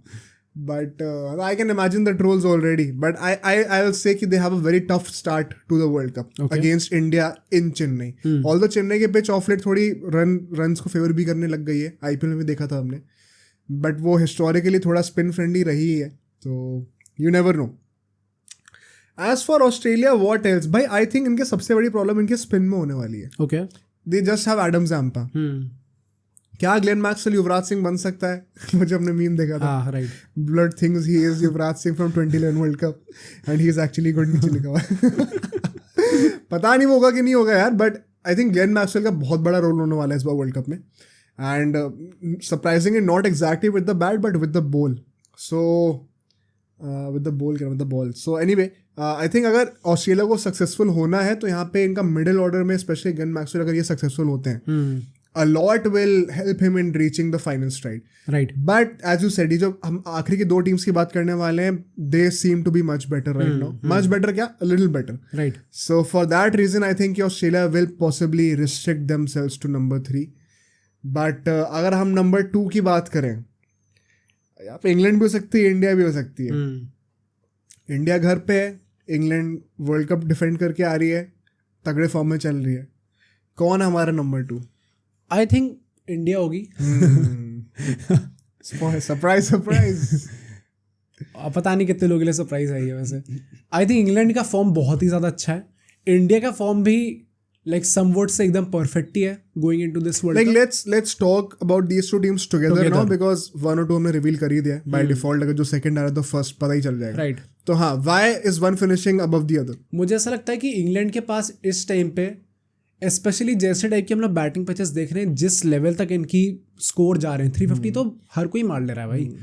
तो मुझे लगता है कि अगर उतनी लंबी बैटिंग डेप्थ है आपके पास तो वो डेफिनेटली कहीं ना कहीं काम आने वाली है. आई थिंक इस टाइम पे इंग्लैंड की बैटिंग डेप्थ इंडिया से तो ज़्यादा है इस टाइम पे. सो आई थिंक तो मुझे ऐसा लगता है कि जिस टीम की बैटिंग डेप्थ बहुत ज़्यादा है वो चीज़ फेवर करेगी. इंडिया को भी ये चीज़ फेवर कर सकती है, क्योंकि आई डू थिंक कि अभी जो जिस कंडीशन से मैच होने वाले हैं वो स्पिन प्रॉपर होना इनके पास एंड पेस भी प्रॉपर होना, ये दोनों का कॉम्बिनेशन बहुत कम टीम्स के पास है. सो जो लोग भी इंडिया को बहुत हेविली क्रिटिसाइज कर रहे हैं, मुझे लगता है कि वो भी फेयर नहीं है भाई. ये कॉम्बिनेशन होना, जडेजा और अश्विन जैसे स्पिनर्स होना, कुलदीप यादव जैसा स्पिनर होना, साथ ही में आपके पास मोहम्मद सिराज और अपना बुमराह जैसे पेसर्स होना, शामी जैसा पेसर होना, इट्स अ ह्यूज डील भाई. बहुत बहुत अच्छी टीम लग रही है इंडिया की भी. बट जस्ट बिकॉज मुझे लगता है कि ये सॉर्ट ऑफ बैटिंग टूर्नामेंट होने वाला है इन जनरल, जिस टीम के पास बैटिंग तगड़ी होगी वो टीम मुझे लगता है कि शायद ज़्यादा ऊपर फिनिश करे. तो मुझे ऐसा लगता है कि शायद इंग्लैंड बेटर फिनिश करेगी. एक तो डज इट मीन कि इंडिया इंग्लैंड से हारने वाली है लखनऊ में? मुझे लगता है कि कोई भी वैसे जीतने को तो कोई मैच जीत सकता है. मुझे लगता है कि इंडिया के भी कुछ मैचेस हैं. एक तो न्यूजीलैंड से होगा धर्मशाला में, वो भी थोड़ा डिफिकल्ट होगा सोचने वाला. साउथ अफ्रीका से मैच है, मुझे लगता है against south Africa is that team जो कि I am not that confident against them. मुझे लग रहा है कि वो कुछ ना कुछ कर सकती है भाई ये टीम. ईडन गार्डन की फास्ट पिच पे. एंड इंग्लैंड के साथ जो है वो लखनऊ में कायदे से फेवर तो हमें करना चाहिए, बट वी डोंट नो अभी पिच एग्जैक्टली कैसी होने वाली है, क्योंकि शायद वो चेंज कर दे पिच वहाँ पे. But I am still quite, मतलब थोड़ा बहुत कॉन्फिडेंट तो है मेरे में कि इंडिया जीत सकती है वहाँ पे. तो मुझे लगता है होने को तो कुछ भी हो सकता है. मुझे लगता है ट्रिकी बहुत होगा वो fixture ultimately. Also don't forget how maybe India might have lost fewer games than England, but बारिश के चलते उनके 2-3 गेम्स में ड्रॉ हो जाए और पॉइंट्स डिवाइड हो जाए, which is why they might end up with a lower point tally और फिर नीचे फिनिश कर दें. तो आई थिंक बारिश का फैक्टर भी बड़ा हो सकता है यहाँ पे. Also number 2 is quite lucky. I think मुझे लगता है कि जो लोग ग्रुप स्टेज में फिनिश करते हैं, मैं खुश होंगी मैं फर्स्ट ना करे भाई. थोड़ा सा उनके लिए अच्छा रहता है आगे जाके, as we discuss, we'll see. But England का हाँ यार, I think right now we can't really find a lot of faults in them. Although मेरे ना अंदर से एक गट फीलिंग आती है काइंड ऑफ, और ये इच मेरे साथ फ्रांस के साथ भी हुई थी वर्ल्ड कप में, कि जैसे फ्रांस के लिए हमने सोचा था कि वर्ल्ड कप कर्स चलेगा और ग्रुप स्टेज में फिनिश कर जाएंगे. मुझे ऐसा लगता है कि क्या इंग्लैंड ऐसे इम्प्लोड कर सकती है आगे वर्ल्ड कप में और सेमीफाइनल से क्वालिफाई ना करे? Is there a reality where this is possible? बहुत डिफिकल्ट होगा. आई थिंक कर जाएगी. I don't think there is a reality जहाँ पे इंग्लैंड फिनिश ना करे. तो मुझे ऐसा लगता है कि अगर ये 3 टीम तो पक्की हैं, इंग्लैंड, इंडिया और ऑस्ट्रेलिया, बात होगी न्यूजीलैंड और साउथ अफ्रीका की. आई डोंट थिंक पाकिस्तान भी शायद उतना कर पाएगी. मुझे लगता है न्यूजीलैंड और साउथ अफ्रीका मेन होगा. तो इंग्लैंड फर्स्ट ही आएगी. हाँ, मतलब मेरे हिसाब से तो हाँ ठीक है भाई. तो आई थिंक इसमें भी कोई ज़्यादा लोग क्वेश्चन नहीं करेंगे, आई am sure, because India England में से जो भी फर्स्ट आता है आई थिंक राइट आंसर ही होता. एग्जैक्ट. हाँ, क्योंकि दोनों टीम्स में इतना कुछ खास फर्क है नहीं. इट्स जस्ट दैट कि आई थिंक स्लाइटली बेटर, बहुत ही थोड़े मार्जिन से बेटर भी इंग्लैंड चल रही है. ऑल्सो इंडिया पिछली बार जब इंग्लैंड में वर्ल्ड कप हुआ था तो ग्रुप स्टेज में फर्स्ट आई थी. ओके. सिर्फ एक ही मैच आई थी और एक बारिश से ड्रॉ हो गया था. So is it a downgrade for India going into this world cup? भाई कुछ भी हो, जीत जाए बस. चाहे 4th आए बस जीत जाए यार काश. बट हाँ, ऑस्ट्रेलिया पिछले बार 2nd आई थी ग्रुप स्टेज में, इस बार 3rd हम लोग कह रहे हैं. न्यूजीलैंड पिछले बार 4th आई थी, हम लोग कह रहे हैं इस बार भी 4th आने वाली है. ऑल इन ऑल जो पिछले वर्ल्ड कप में 4 टीम्स थी सेमीज में, वी बिलीव कि वही 4 दोबारा आने वाली हैं सेमीज में. Kind of unexpected, low probability होती है या फिर अ लेजी प्रेडिक्शन? नहीं, आई थिंक है इस टाइम पे जो भी फॉर्म को ले लें हम लोग, स्क्वाड को ले लें, उसके हिसाब से आई थिंक यही आ रहा है अभी इस टाइम पे. चलो ठीक है. तो now that you have predicted the final 4, और यहाँ पे अगर लोग क्रिटिसाइज करने वाले कि इंडिया को इतना ऊपर क्यों रखा है, तो भाई जाग जाओ, प्लीज जाग जाओ. और इसके बारे में अभी हम लोग एंड में और बातें करेंगे. बट अब हमारा जो पहला सेमीफाइनल होने वाला है वो होगा 1st और 4th के बीच में, बिकॉज फॉर्मेट ऐसा है, विच मीन्स इंडिया न्यूजीलैंड को नहीं खेलेगी सेमीफाइनल में इस बार. बड़ी smartly we have escaped New Zealand in the semifinal. 4D chase. 4D chase भाई, तुम्हें क्या लगा हम ऐसी प्रेडिक्शन कर रहे हैं? तो इंग्लैंड और न्यूजीलैंड का मैच होगा सेमीफाइनल्स में अकॉर्डिंग टू अस, जो कि वर्ल्ड कप का ओपनर भी होने वाला है, कल होगा. जो कि कौन जीत रहा है यहाँ पे? इंग्लैंड और अपने न्यूजीलैंड से. आई थिंक अल्टीमेटली इंग्लैंड जीत जाएगी. यहाँ पे भी काफ़ी ट्रिकी हो सकता है, क्योंकि न्यूजीलैंड को भी हम लोग कुछ भी खेलें, पिछली 2 बार से फाइनल में आ रही है. क्या पता तीसरे टाइम भी फाइनल में पहुंच जाए. एग्जैक्टली. बट वही बात है कि इस टाइम पे न्यूजीलैंड भी बहुत स्ट्रॉन्ग लग रही है, but England is just too strong right now. तो मुझे ऐसा लगता है कि अल्टीमेटली, एंड वही बात है कि अल्टीमेटली बैटिंग डेप्थ भी आई थिंक न्यूजीलैंड की थोड़ी ज़्यादा है, इंग्लैंड की ज़्यादा है. तो मुझे ऐसा लगता है कि यहाँ पे न्यूजीलैंड प्रॉब्ली शायद बाहर हो जाए and England will go to the final. I also think the same. I think England will be coming in to the finals, जैसे कि फ्रांस वर्ल्ड कप में आई थी. 2 बार लगा था फाइनल्स में, जीतने के बाद ही as a defending champion in the FIFA world cup. I think England से भी काइंड ऑफ वो वाइब्स आ रही हैं मुझे. पार्टी पूपर्स वाली जो होती है ना, स्पॉइलिंग योर मूड, वो वाला सीन मुझे लग रहा है England. I would love it अगर न्यूजीलैंड आ जाए फाइनल में. आके दोबारा दिल तोड़वाएंगे तो क्या फायदा है? नहीं तो किसने कहा इंडिया जा रही है? वो तो है. बट नहीं, मतलब अगर ऑस्ट्रेलिया भी जाए तो Australia would also be the favourites अगर फाइनल में जाती है तो against New Zealand. But only when New Zealand is the favourite in the final is if अगर इंडिया साथ में हो तो, और धर्मशाला में मैच हो रहा हो तो. Rigging their way through Dharamshala merchants. But हाँ भाई, अल्टीमेटली आई थिंक इंग्लैंड फिर से एक बार फाइनल में पहुंचने वाली है. What would you say about English cricket for once? Because 2011 के वर्ल्ड कप में हमने देखा था कैसे उनका कितना गंदा डाउनफॉल आया था. फिर 15 में हमने देखा कैसे सफर कर रहे थे लिटरली वो लोग, और 19 में वर्ल्ड कप सीधा जीतते हैं. फिर T20 वर्ल्ड कप भी जीत जाते हैं, डिफेंडिंग चैंपियन उसके भी हैं, और once again another final as पर व्हाट वी बिलीव in 2023. उनका wide ball cricket, why is it so special? I think wide ball cricket में तो क्रेजी चल रहे हैं लोग, एंड मुझे लगता है एक बड़ा यही है कि इट्स जस्ट दैट कि इनकी बैटिंग इतनी नीचे तक है, इतने बॉलिंग ऑप्शंस इनके पास, इतने बैटिंग ऑप्शंस हैं, एंड जस्ट पूरे वाइड बॉल क्रिकेट का आई थिंक जो चीज़ें चेंज हो रही हैं, जैसे अभी हमने राहुल द्रविड़ को कहते हुए सुना था कि वो भी सॉर्ट ऑफ आगे जाके ऐसी टीम ही बनाने वाले हैं जो ऑलराउंडर से भरी पड़ी हो. तो मुझे लगता है कि England is probably a step forward in that direction. हमसे थोड़ा आगे हैं उस चीज़ में, थोड़ा पहले उन्होंने स्टार्ट कर दी वो चीज़. सेकेंडली आई थिंक इनने वो चीज़ थोड़ी दिमाग वाली करी है कि इनने स्प्लिट वो टीम्स बना दी हैं. बहुत वो रेवोल्यूशनरी. एग्जैक्टली, वो चीज़ मतलब they are the first one जिनने ये चीज़ करी है. तो आई थिंक उसमें भी हम लोग सॉर्ट ऑफ थोड़ा पीछे इनसे.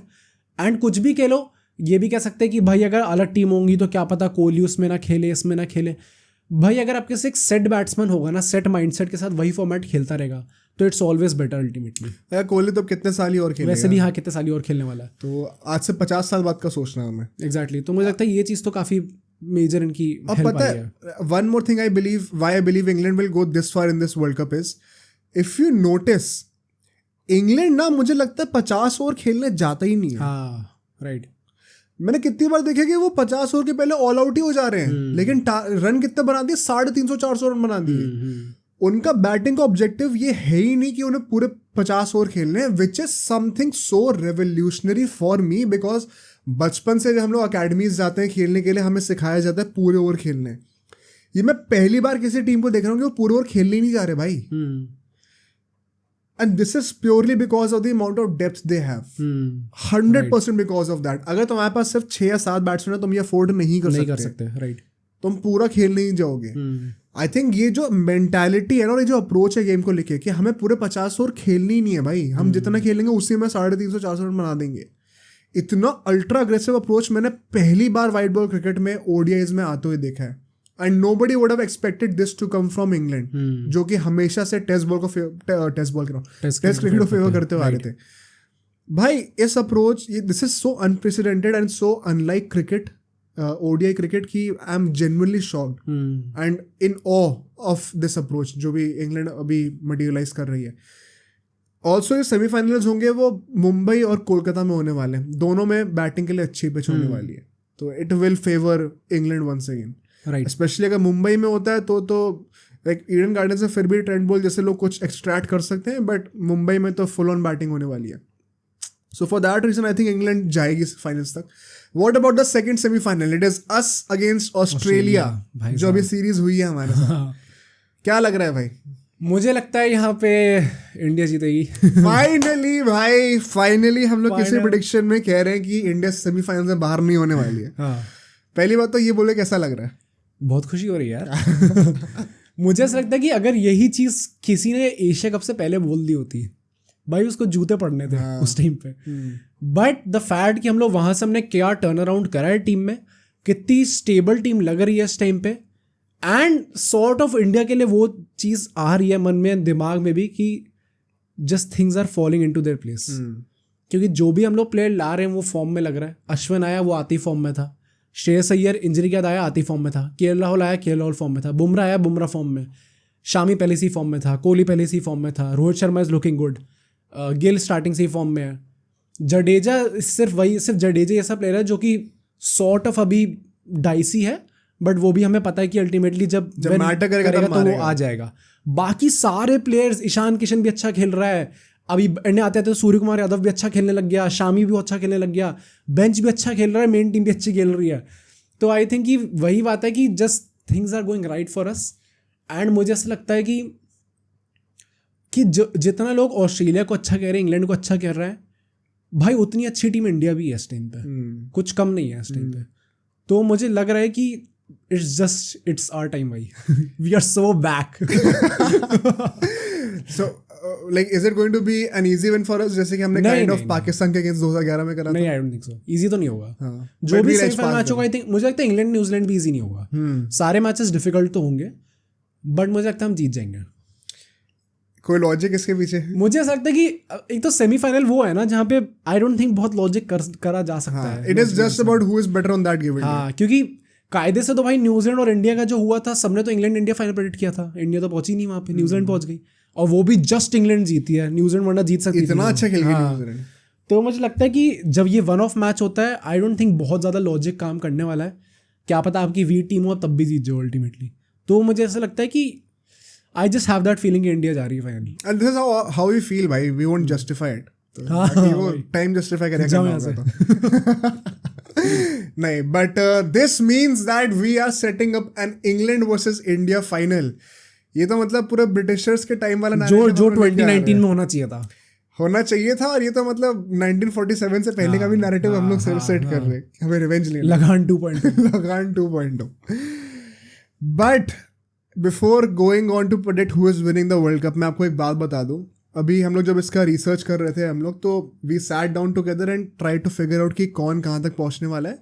तो हम लोगों ने फाइनल्स तक का डिसाइड करा हुआ था साथ में कि हमें क्या लगता है कौन पहुँचेगा. एंड हम लोग थैंकफुली काफ़ी चीज़ों पे मैचअप कर रहे थे, तो we came to a common point and we figured out कि इंडिया और इंग्लैंड हम दोनों के अकॉर्डिंग ही फाइनल हो सकता है. बट इसका रिजल्ट हमने डिस्कस नहीं किया आपस में अभी तक, तो हमें पता नहीं कि हम में से कौन क्या बोलने वाला है रिजल्ट में. And England coming off as the world champions right now in both the formats. Possibly the most lethal team in white ball cricket right now. India being that team जिसकी golden generation का ये last chance है, और पिछले 10 सालों से एक भी ICC ट्रॉफी नहीं जीते हैं, but they have always been knocking on the door. Final step पे आके चोक कर जा रहे हैं, but घर में टूर्नामेंट हो रहा है. और पिछले 3 वर्ल्ड कप्स जो घर में है वो जीता है. Right. So every team has their merits and demerits. In fact England के तो बहुत कम डीमेरिट मुझे लग रहे हैं इसमें. क्या मतलब, क्या हम लोग को साथ में बोलना चाहिए देखने के लिए एक दूसरे का क्या आंसर होता है? ठीक है, 3-2-1 पे बोलते हैं. 3-2-1 इंडिया. भाई लेट्स गो भाई, हाथ पे ला लो. इंडिया भाई, तो भाई इंडिया आई थिंक बहुत, कई लोग कहेंगे बहुत रैशनल प्रेडिक्शन है ये, क्योंकि पिछले 10 साल से people have come on to believe कि इंडिया नहीं जीतेगी. First I would ask you why do we say out of nowhere कि इंडिया ये वर्ल्ड कप जीतने वाले, गिवन के पिछले 10 साल से हम कैसे स्ट्रगल कर रहे हैं, क्या हमारी रेपुटेशन बन चुकी है, we are officially one of the chokers. मुझे लगता है चोकर वाली definition probably suits us right now, but the thing is कि एक चोकर को विनर बनने में टाइम नहीं लगता भाई. चोकर मीन्स कि आप वहां तक, एक तो चोकर भी अगर इट्स नॉट लाइक कि हम लोग बहुत ही ज़्यादा डिसअपॉइंटिंग हार रहे हैं, हम लोग सेमीफाइनल पहुंच के हार रहे हैं भाई. ऐसा नहीं कि हम लोग तभी तो चोकर है. हाँ वो तो है. नहीं, आई थिंक मेन चोकर डेफिनेशन वो होती है कि आपका टीम बहुत तगड़ी है, उसके बाद आप वो चोक कर जा रहे हो. तो वही तो है. नहीं, टीम तो है हमारी अच्छी, बट इट्स नॉट लाइक कि हम लोग, मतलब अगर हमारी टीम अच्छी भी है, अगर ये सेम चीज़ इंग्लैंड कर रही होती ना, तो आई डोंट थिंक इतनी उंगली उठती उन पर. वो तो यार देखो कंट्री का फर्क है ना, हमारे यहाँ की पब्लिक भी बहुत टची इमोशनल है. अभी जीतेंगे तो फिर वो they will treat them as god is. हाँ राइट. तो वो दोनों साइड ऑफ द कॉइन है. नहीं तो है दोनों side of the coin, but मुझे लगता है ये वो पार्ट है जो लोग काफ़ी इग्नोर करते हैं इस चीज़ को, कि भाई ऐसा नहीं है कि हम पहुंच ही नहीं रहे कहीं पे, सेमीफाइनल पहुंच के आ रहे हैं. एंड सेमीफाइनल पहुंच के हारना मीन्स कि you are just 2 games away from winning the world cup, जो कि कुछ भी हो सकता है भाई. उन 2 गेम में कोई भी टीम जीत सकती है. तो ऐसा मुझे लगता है कि first of all again I would say कि things are following into place for India. Secondly I think Ahmedabad में मैच होना है. कितने 1,20,000 लोग होंगे, 1,20,000 लोग होंगे. क्रेजी माहौल होगा भाई साहब. इतनी तगड़ी बैकिंग मिलने वाली है प्लेयर्स को, इंडियन प्लेयर्स को, सेम जो कि अगेंस्ट जाने वाली है इंग्लैंड के प्लेयर्स के. मतलब मुझे ऐसा लगता है कि भला है भाई. इट्स टाइम फॉर इंडिया भाई. इट्स नाउ और नेवर. नाउ और नेवर नहीं, बट मतलब आई थिंक इट इज, मतलब इसके बाद कभी नहीं जीत पाएंगे. नहीं मतलब for cricket in India. Okay. मैं बताता हूँ मेरा क्या लॉजिक है यहाँ पे. लॉजिक तो उसमें कुछ भी नहीं है वैसे, बिकॉज आई थिंक फाइनल्स में आके तुम लॉजिकली नहीं बोल सकते. मैं ना I will spill some beans here कि मैं पर्सनली कैसे प्रेडिक्ट करता हूँ जब भी मैंने करा है. तो हम बोल तो ऐसे रहे जैसे मतलब एस्ट्रोलॉजर है भाई हम लोग. तो क्या फालतू का भाई, अपने आप को ही बढ़ा रहे हैं. बट ठीक है भाई, देखते हैं वर्ल्ड कप के बाद क्या होता है. मैंने अभी तक जितने भी, तो हमने 2-3 प्रेडिक्शन जो सही करी हैं, हमेशा से मेरे ओपिनियन में क्या था, अगर इंग्लैंड वाला जो प्रेडिक्शन का लें, आई थिंक उस टाइम पे भी मतलब आई ना काइंड ऑफ, मेरा जो सीक्रेट प्रेडिक्शन का वो है मेरा 6th सेंस. ओके. तो वो तुम कॉपी नहीं कर सकते. पहली बात तो ये. दूसरी बात ये 6th सेंस कहाँ से आता है. मैं गेम पे कम फोकस करता हूँ ऐसे मामलों में, और मैं नैरेटिव्स पे ज़्यादा फोकस करता हूँ. This is just how I feel. ठीक है. इंग्लैंड का जब T20 वर्ल्ड कप वो लोग जीते थे, तब नैरेटिव क्या था, they have finally shown who they are in white ball cricket. 2019 का वर्ल्ड कप जीत के आ रहे हैं वो लोग. उसके बाद अभी ऑस्ट्रेलिया जीती है T20 world cup. England finally अपना एक T20 वर्ल्ड कप पहले जीत गई थी. आई थिंक 2009 में जीती थी. कब जीती थी? फिर 2019 में जीती थी. The golden generation is going on. It is finally time कि आप एक वर्ल्ड कप जीत जाओ एक और, to continue the progression. Australia में होने वाला है तो conditions are much more familiar as opposed to अपना subcontinent, right. Australia defending champions थी, ऑस्ट्रेलिया में ही हो रहा था, बट उनका फॉर्म अच्छा नहीं चल रहा था उस टाइम पे. रिमेंबर, मैं पूरी प्लेलिस्ट आपको लिंक कर दूंगा प्रेडिक्शंस की, अभी आपको दिख जाएगी ऊपर. उसमें हमने जो प्रेडिक्शंस T20 वर्ल्ड कप की करी थी, उसमें हमने डिस्कस किया था कैसे इंग्लैंड का गोइंग इनटू दैट टूर्नामेंट बहुत अच्छा फॉर्म नहीं था उस टाइम पे. तो they were one of the best teams in white ball cricket, but they still had to prove something. That narrative kind of spoke to me in some way. ठीक है. And they ultimately proved it right. FIFA world cup, the easiest narrative possible, जो कि इतना easy था कि लोग they turned a blind eye to it, like you, कि भाई Messi last World Cup, last chance, ruined international career because of the people of Argentina and his own personal flaws or whatever. Finally comes back and wins the Copa America. There is an upward trajectory. Wins the Copa America, suffers the greatest heartbreak of his life just few weeks after when he is asked to leave Barcelona. इससे ज़्यादा ना movie वाली story मुझे नहीं लगती कोई थी उस टाइम पे, उस साल में. उसके बाद से फिनालिज़मा जीतते हैं, फिनालिज़मा जीतता है, but is having the worst time of his life at PSG. Right. But जब भी वो अर्जेंटीना जाता है बहुत अच्छा खेलता है. Argentina unbeaten for so long. loses the first game of World Cup, what will they do now? जो narrative था ना, it was set for Argentina कि भाई इससे बड़ा narrative नहीं हो सकता. Chennai Super Kings, Dhoni last IPL और नॉट, पिछली बार जिस ऐसी टीम का जिसका ट्रैक रिकॉर्ड रहा है बाबा प्लेऑफ्स में आने का, वो बॉटम 2 में फिनिश कर, शायद लास्ट फिनिश करी थी या शायद सेकंड लास्ट रही थी, आई डोंट रिमेंबर. बॉटम 2 में फिनिश कर रही है.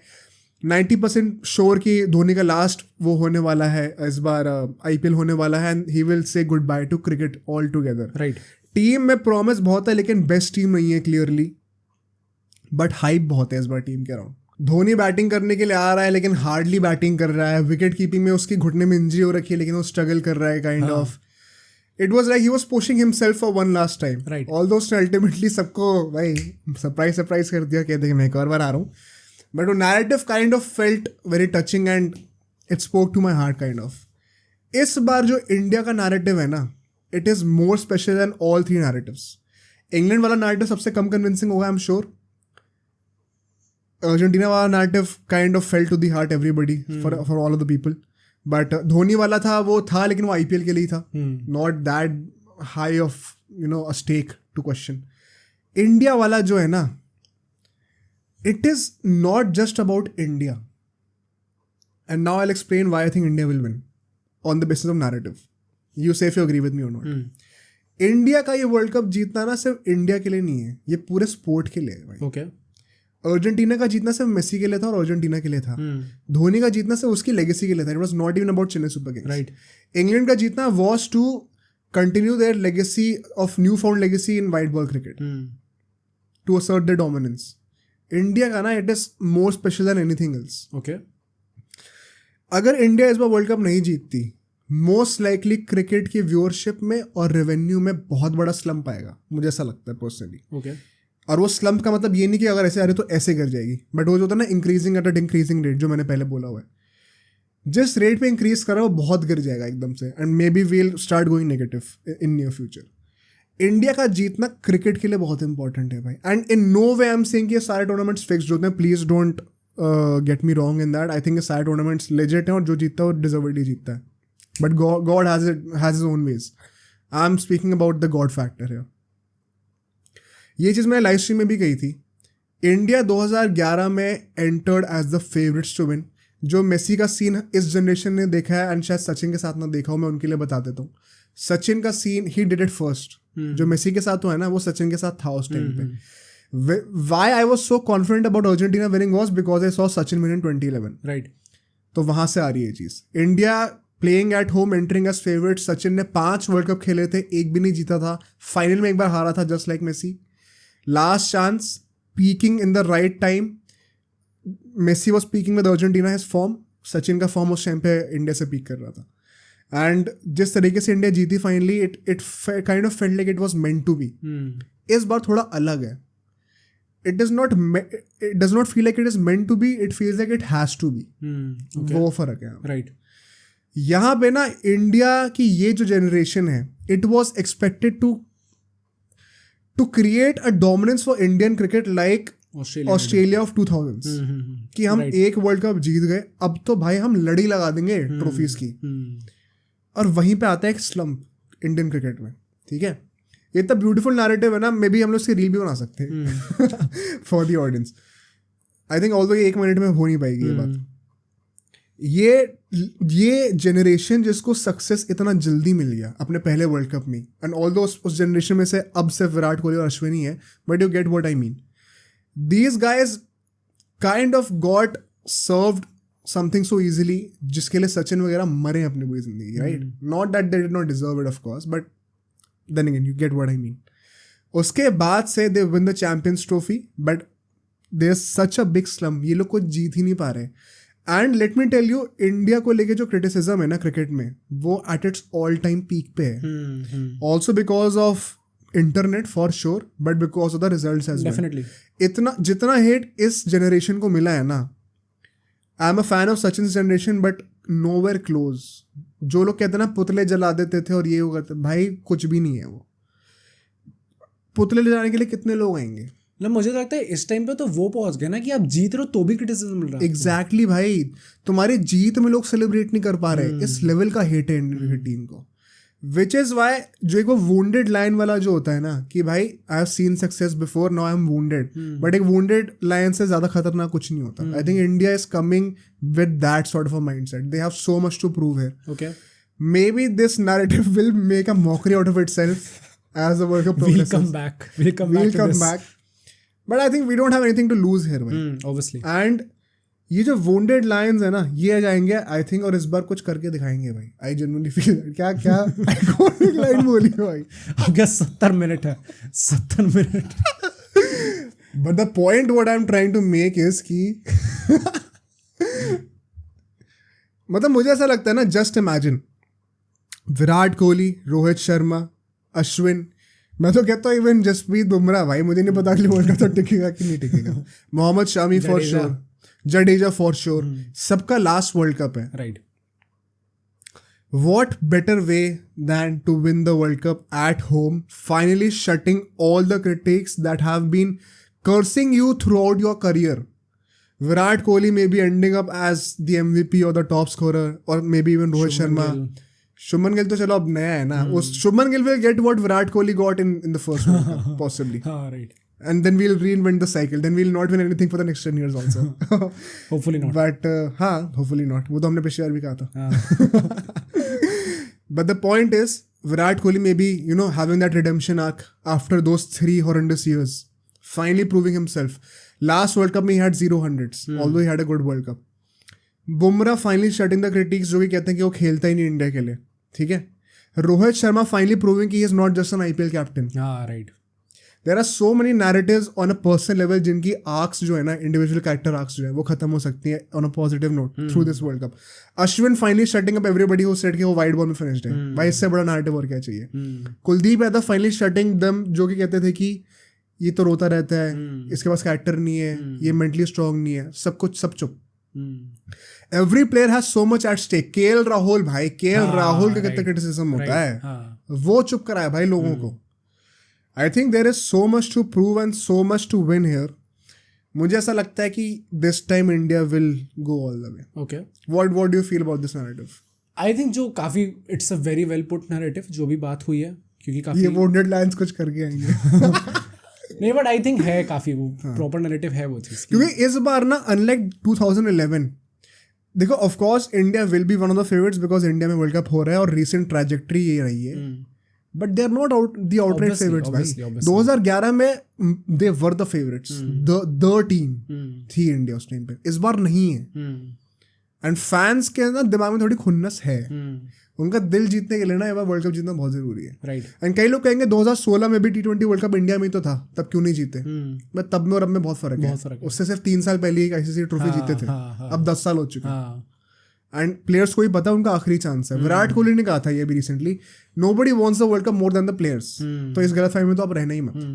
बट हाँ, please continue, what do you think? मतलब मुझे ऐसा लगता है कि ये नैरेटिव ऑब्वियसली काफ़ी सही चीज़ है एंड ये कहीं ना कहीं प्ले करेगी. मुझे तो लगता है ये एक जो ये कहीं ना कहीं ये जो तुमने ये चीज़ बोली ना कि as cricket as a sport में काफ़ी तगड़ा वो आ सकता है, नीचे डाउनफॉल जा सकता है इंडिया में स्पेसिफिकली. आई थिंक ये चीज़ BCCI के दिमाग में भी है शायद, क्योंकि नो वे पिकिंग अश्विन एकदम एंड मोमेंट पे, it would not have made any sense. 6 साल में बंदा 2 डे खेला, आपने डायरेक्टली उसे वर्ल्ड कप में ले लिया. दे नो कि they are going all out भाई. एंड सारी ट्रिक्स ऑफ द ट्रेड जो है ना वो अपने आंसू में डाल दी. एंड अगर आपका कोई आपके पास कुछ है ऐसा कि कोई बंदा एक्स फैक्टर ला सकता है, ले लो उसे भाई. अश्विन ले लिया, बुमराह तुरंत आया, बुमराह को तुरंत रख लिया टीम में. केएल राहुल आया, केएल राहुल रख लिया. श्रेयस अय्यर चलो नहीं हो पाया, मतलब प्लेइंग इलेवन में नहीं हो पाया, पर चलो स्क्वाड में तो है ही. And this is also another thing that I will add to the narrative, how miraculously everybody got healed at the right time. और आती सब परफॉर्म भी कर दिया. It is not a joke भाई. मतलब मुझे वही लग रहा है कि everything is there is some higher power at play, falling into the right place. ये पॉडकास्ट सुनने के बाद ना हर जो इंसान सुन रहा है वो he will be sold on the idea of winning the world. भाई जीत रही है भाई. I am selling you a dream भाई. जो हमने लास्ट पॉडकास्ट में जो ड्रीम लिखा था ना, I think यहाँ पे भी लिख सकते थे टाइटल में. बट हाँ भाई, या तो तुम हमें गाली दोगे जब हार जाएगी इंडिया, या तो तुम कहोगे भाई क्या ही यार. नहीं, एक और ये पॉइंट ये है कि ये जो अभी पॉइंट बोला कि क्रिकेट एज अ स्पोर्ट का डाउनफॉल आ सकता है इंडिया में. आई थिंक हमारी कोई रील थी, उसमें एक हमारे काफ़ी रेगुलर व्यूअर है सार्थक, उसने कमेंट किया था. उसमें उसने बोला था कि ये शायद ये जो अगला डेकेड होने वाला है शायद क्रिकेट का ना हो, नाउ इसको एकदम एग्जैक्ट उस सेंस में मत लो कि क्रिकेट का नहीं होगा, क्योंकि आई थिंक एक डेकेड इज नॉट इनफ कि एक पूरा स्पोर्ट एक इस क्रिकेट के लेवल के स्पोर्ट से आगे निकल सकता है इंडिया में, क्योंकि क्रिकेट का लेवल इंडिया में इट्स टू हाई भाई. मतलब आई थिंक वो 100 टाइम्स ज्यादा होगा किसी और स्पोर्ट से. But it will be the start of a downfall. And I think कि कहीं ना कहीं वो बात होगी कि शायद लोग और स्पोर्ट्स पे फोकस करने लग जाए इसके बाद से. तो it is very important. And again I don't think कोई भी ये चाहेगा, कोई भी लॉजिकल बंदा जो जानता है कि हमें as a sport nation grow करना है, नॉट जस्ट कि हम लोग क्रिकेट को नीचे करके किसी और को ऊपर कर दें. कोई ऐसा नहीं चाहेगा कि क्रिकेट में हमारा जो लेवल है वो गिर जाए इस टाइम पे. So it is very important कि हम लोग जीते हैं. वही ना कि it's not meant to be, it has to be भाई. अगर ये नहीं हुआ तो नहीं हो सकता. इट हैज़ टू बी भाई. मतलब this is the end game. हाँ, ये वो वाले पता है जिस दिन ये टीम अनाउंस हुई थी ना, मतलब मैं भी थोड़ा बहुत वैसा था कि अभी एशिया कप आ रहा है, अभी उसको भी कवर करना है और अभी इतने सारे मैचेस तो चल ही रहे हैं. तो वो वर्ल्ड कप वाला एकदम से दिमाग में नहीं आया था, which is also one of the criticisms for the world cup this time कि या फिर क्रिकेट इन जनरल कि इतने सारे टूर्नामेंट्स आप कर दे रहे हो, हाइप कैसे जनरेट करो. राइट. जिस दिन वो टीम अनाउंस हुई थी ना एशिया कप के टाइम से पहले, एशिया कप के दौरान ही इनफैक्ट हो गई थी कि वर्ल्ड कप की ये टीम है अर्ली टीम, उस टाइम पे ना मेरे थोड़े से रोंगटे से खड़े होते भाई कि अच्छा अब आ रही फाइनल कॉल. अच्छा okay. This is where it all ends भाई. This is what the past 10 years have been leading us to. This is where we make it और वी ब्रेक इट. तो वो जेन्युइन नैरेटिव दिमाग में आ रहा था मेरे. मतलब 1.5 महीने में फिर प्रॉब्ली विटनेस हिस्ट्री भाई. आई मीन हिस्ट्री तो होगी, चाहे वो the beginning of the downfall हो या फिर an unprecedented new hype of cricket in India हो. But I just request all the fans कि जितना तुमने क्रिटिसाइज करा है ना, अगर जीते तो उतना ही प्रेज भी करना है. True. Like your apology should be as loud as your criticism. तो मैं तो वही कहूंगा भाई. मतलब I am completely sold on that narrative personally. तुम हुए इजीली है ना. तो I am a good story teller. But I think India जीतेगी इस बार वर्ल्ड कप यार. And let's hope. बहुत टाइम बाद ऐसा मैं कह रहा हूँ, मुंह से निकल रहा है हमारे कि इंडिया एक वर्ल्ड कप जीतेगी. बट इस बार मुझे जेन्युइनली लगता है, विच इज़ वाई मेरा थोड़ा जो पर्सनल, हम लोग पहले डिबेट कर रहे थे कि इंग्लैंड को फर्स्ट क्यों रखना है ग्रुप स्टेज में, इंडिया को सेकंड क्यों रखना है. But why I kind of agreed also was एक इलॉजिकल रीजन था कि जो भी सेकंड आता ना usually see them winning. Okay. ऐसा होता है. इंडिया इन 2011 ऑल्सो ग्रुप में सेकंड आए थे. आईपीएल में यूजुअली जो सेकंड होता है वो जीतता है. ऐसा बहुत बार मैंने देखा है personally. So I kind of personally feel more secure अगर कोई टीम सेकंड और वो फिर जीत जाता है तो सेफ स्पॉट लगता है मुझे भी. तो I kind of agreed. Although logically इसका कोई वो एक्सप्लेनेशन है नहीं, बट लॉजिकली तो कुछ भी नहीं होता प्रेडिक्शन में भाई. सो किसने सोचा था कि मोरक्को इतना दूर पहुंचेगी. फिर वही पहुंच गए हम लोग. तो I think let's hope India जीते world cup. Any ending notes for this segment? नहीं भाई, आई जस्ट थिंक कि अब वर्ल्ड कप स्टार्ट हो चुका है. अब जो हमने जितनी बार भी पहले बोला, I would just repeat it again. Just back your team भाई. इट्स नाउ और नेवर. अगले 1.5 महीने जम के बैक करना है. अब वो बकवास वाला पीरियड खत्म भाई. अब रोना कोई रोएगा नहीं. चाहे हम हारे चाहे जीते, ठीक है. Just move on to the next game और जस्ट बैक योर टीम. और ये अब तक रिसेंट ईयर्स में जितने भी स्पोर्टिंग इवेंट्स हुए ना, ये मैं जो बताया ना आपको, ये सबसे बड़ा स्टेक है इस पे, क्योंकि पूरा स्पोर्ट इन्वॉल्व है. राइट. तो तुम कितना भी कह लो नहीं फीफा ज़्यादा लोग देखते हैं जो भी है, but it is about a full sport and it is about our country. So I think let's hope India wins. And now let's not talk about India and jinx them. So we should move on to football now. ये तो I think इतना वो हो गया ना कि अब समझ में नहीं आ रहा है एकदम से फुटबॉल पे कैसे शिफ्ट कर रहा है. इमोशनल वो हो गया. बट ठीक है भाई, इमोशनल चीज़ों को वो हटाने के लिए टेन हैग आ रहा है. So भाई let's start with UCL now. Firstly let's cover Madrid I think. Okay. क्योंकि Madrid से पहले जल्दी से बात करते हैं. Then we'll talk about United and जो बाकी रिजल्ट्स रहे UCL में after the second match day. What would you say भाई? आई थिंक काफ़ी ये जो दोनों मैच हुए ना, यूनाइटेड मैड्रिड, जो भी हम दोनों कवर करने वाले हैं, बहुत एंटरटेनिंग मैचेस हुए. आई थिंक दोनों ही बहुत एंटरटेनिंग मैचेस थे. तो फाइनली अच्छा लग रहा है कि भाई 2:30 बजे तक जाके मैच देखा, बट मज़ा भी खूब आया देखने में. I think last time Bayern और यूनाइटेड का एंटरटेनिंग मैच था, बट वो सिर्फ एक ही मैच था. इस बार दोनों मैचेस बहुत तगड़े हुए. तो for sure one of the more entertaining night so far. And Napoli on paper ऐसे देखने में लगता नहीं है बहुत प्रॉब्लम्स क्रिएट करेगी, क्योंकि जिनको नहीं पता है, ये नापोली वो लास्ट सीजन वाली नापोली नहीं है. इसमें काफी डाउनग्रेड आया है, स्पेशली कि उनका कोच चला जा चुका है, स्पेलेटी जो था वो चला जा चुका है, क्वाराडोना भी थोड़ा एक्सपोज था, क्वाराडोना भी एक्सपोज हो गया, ऑल्दो आई थिंक ये गेम काफी अच्छा गया था उसका। नहीं, expose is the wrong word, मैं मजाक कर रहा हूं ऑफ कोर्स, नहीं, आई थिंक एक्चुअली एक्सपोज हुआ है काफी इस सीजन में, क्योंकि आई थिंक सीजन में शायद उसके 2 गोल हैं शायद, हाँ बहुत टाइम बाद एक गोल मार के सेलिब्रेट किया था उसने। एग्जैक्टली, तो क्वाराडोना कह रहा हूँ बार बार, क्वारात्स्केलिया का भी बहुत अच्छा सीजन जा नहीं रहा अभी तक, ऑल्दो ये मैच अच्छा गया, but going into this game I did think कि यार ये थोड़ा डिफिकल्ट गेम हो सकता है मैड्रिड के लिए, क्योंकि पहली बात तो अवे मैच है, डिएगो मैराडोना स्टेडियम में था ये मैच, क्राउड काफ़ी अच्छा आया हुआ था भाई साहब। नापोली की बात करें तो जिनको नहीं पता नापोली का कोच कौन है भाई, it's Rudi Garcia. Do you want to guess कौन है रूडी गार्सिया? तुम बताओ। अल नसर का कोच भाई, रूडी गार्सिया अल नसर का कोच रूडी गार्सिया और नापोली का कोच बन चुका है। सो भाई why did he get an upgrade though? He did not even win the league. हाँ भाई, तो अब तो नहीं, वैसे क्या पता सैकी हो जाए इसके बाद। अच्छा, तो नापोली की बात करते हैं, उन्होंने 4-3-3 खिलाया था, मैड्रिड गई थी again with a 4-1-2-1-2 formation, and जो हमारी लास्ट मैच में लाइनअप था डिट्टो सेम लाइनअप यहाँ पे रखा था हमने। अपना केपा हमारा गोलकीपर था, लेफ्ट बैक हमारा कामाविंगा था, नाचो था, रूडिगर था, कार्वाहाल था, मिडफील्ड में हमारा चुआमेनी सीडीएम था, क्रूज और वालवर्दे हमारे सेंटर मिडफील्डर्स थे, बेलिंगम हमारा कैंप पोजीशन पे था, एंड आगे विनीसियस और रोड्रिगो थे ना। मैच जब स्टार्ट होता है, आई थिंक स्टार्टिंग के 15 मिनट तो मैड्रिड ने बहुत अच्छे से डोमिनेट कर रखा था, like they did create some chances, but overall उन्होंने जो पोजीशन मेंटेन करा था, आई थिंक कुछ 73% पोजीशन था उनका स्टार्टिंग के 15 मिनट में, तो काफी अच्छा डोमिनेंस था।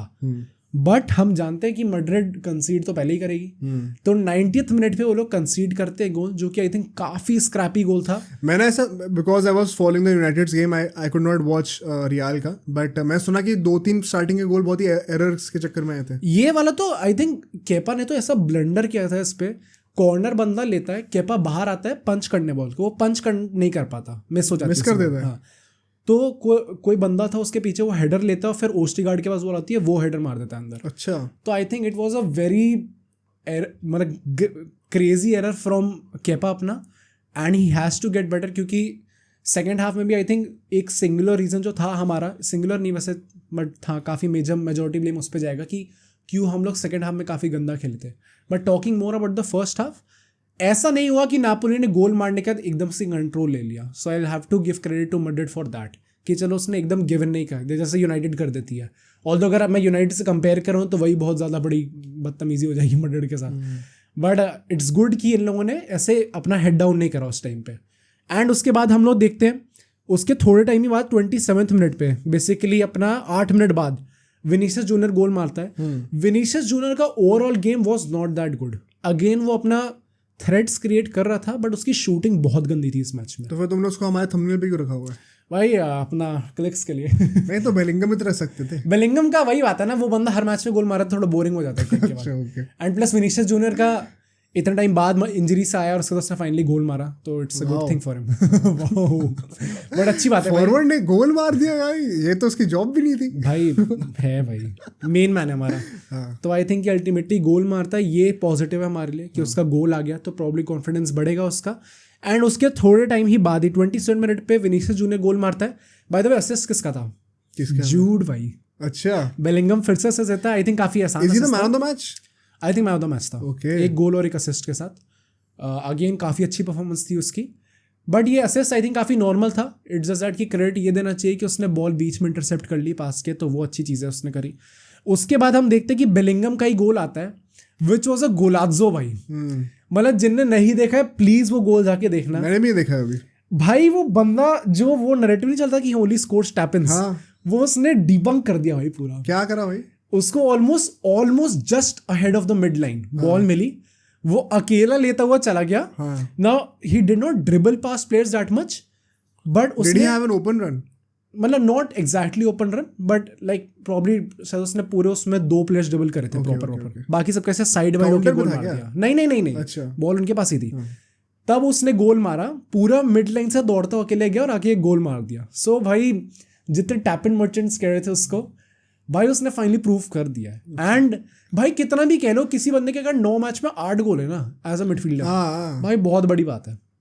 एंड आई थिंक कि वही बात है कि अपना जो रन है उसका कंटिन्यू रख रहा है, एक तो 9 मैच में 8 गोल्स टैप इन के रोनाल्डो को होते हैं, तो उसके लिए बोल देते हैं कि गोल है, तो बेलिंगम तो मिडफील्डर है फिर भी। हाँ ठीक है, मतलब ठीक है भाई। बट एक जो चीज़ मेरे को अच्छी लग रही है ये कि this is what 100 million signing looks like भाई।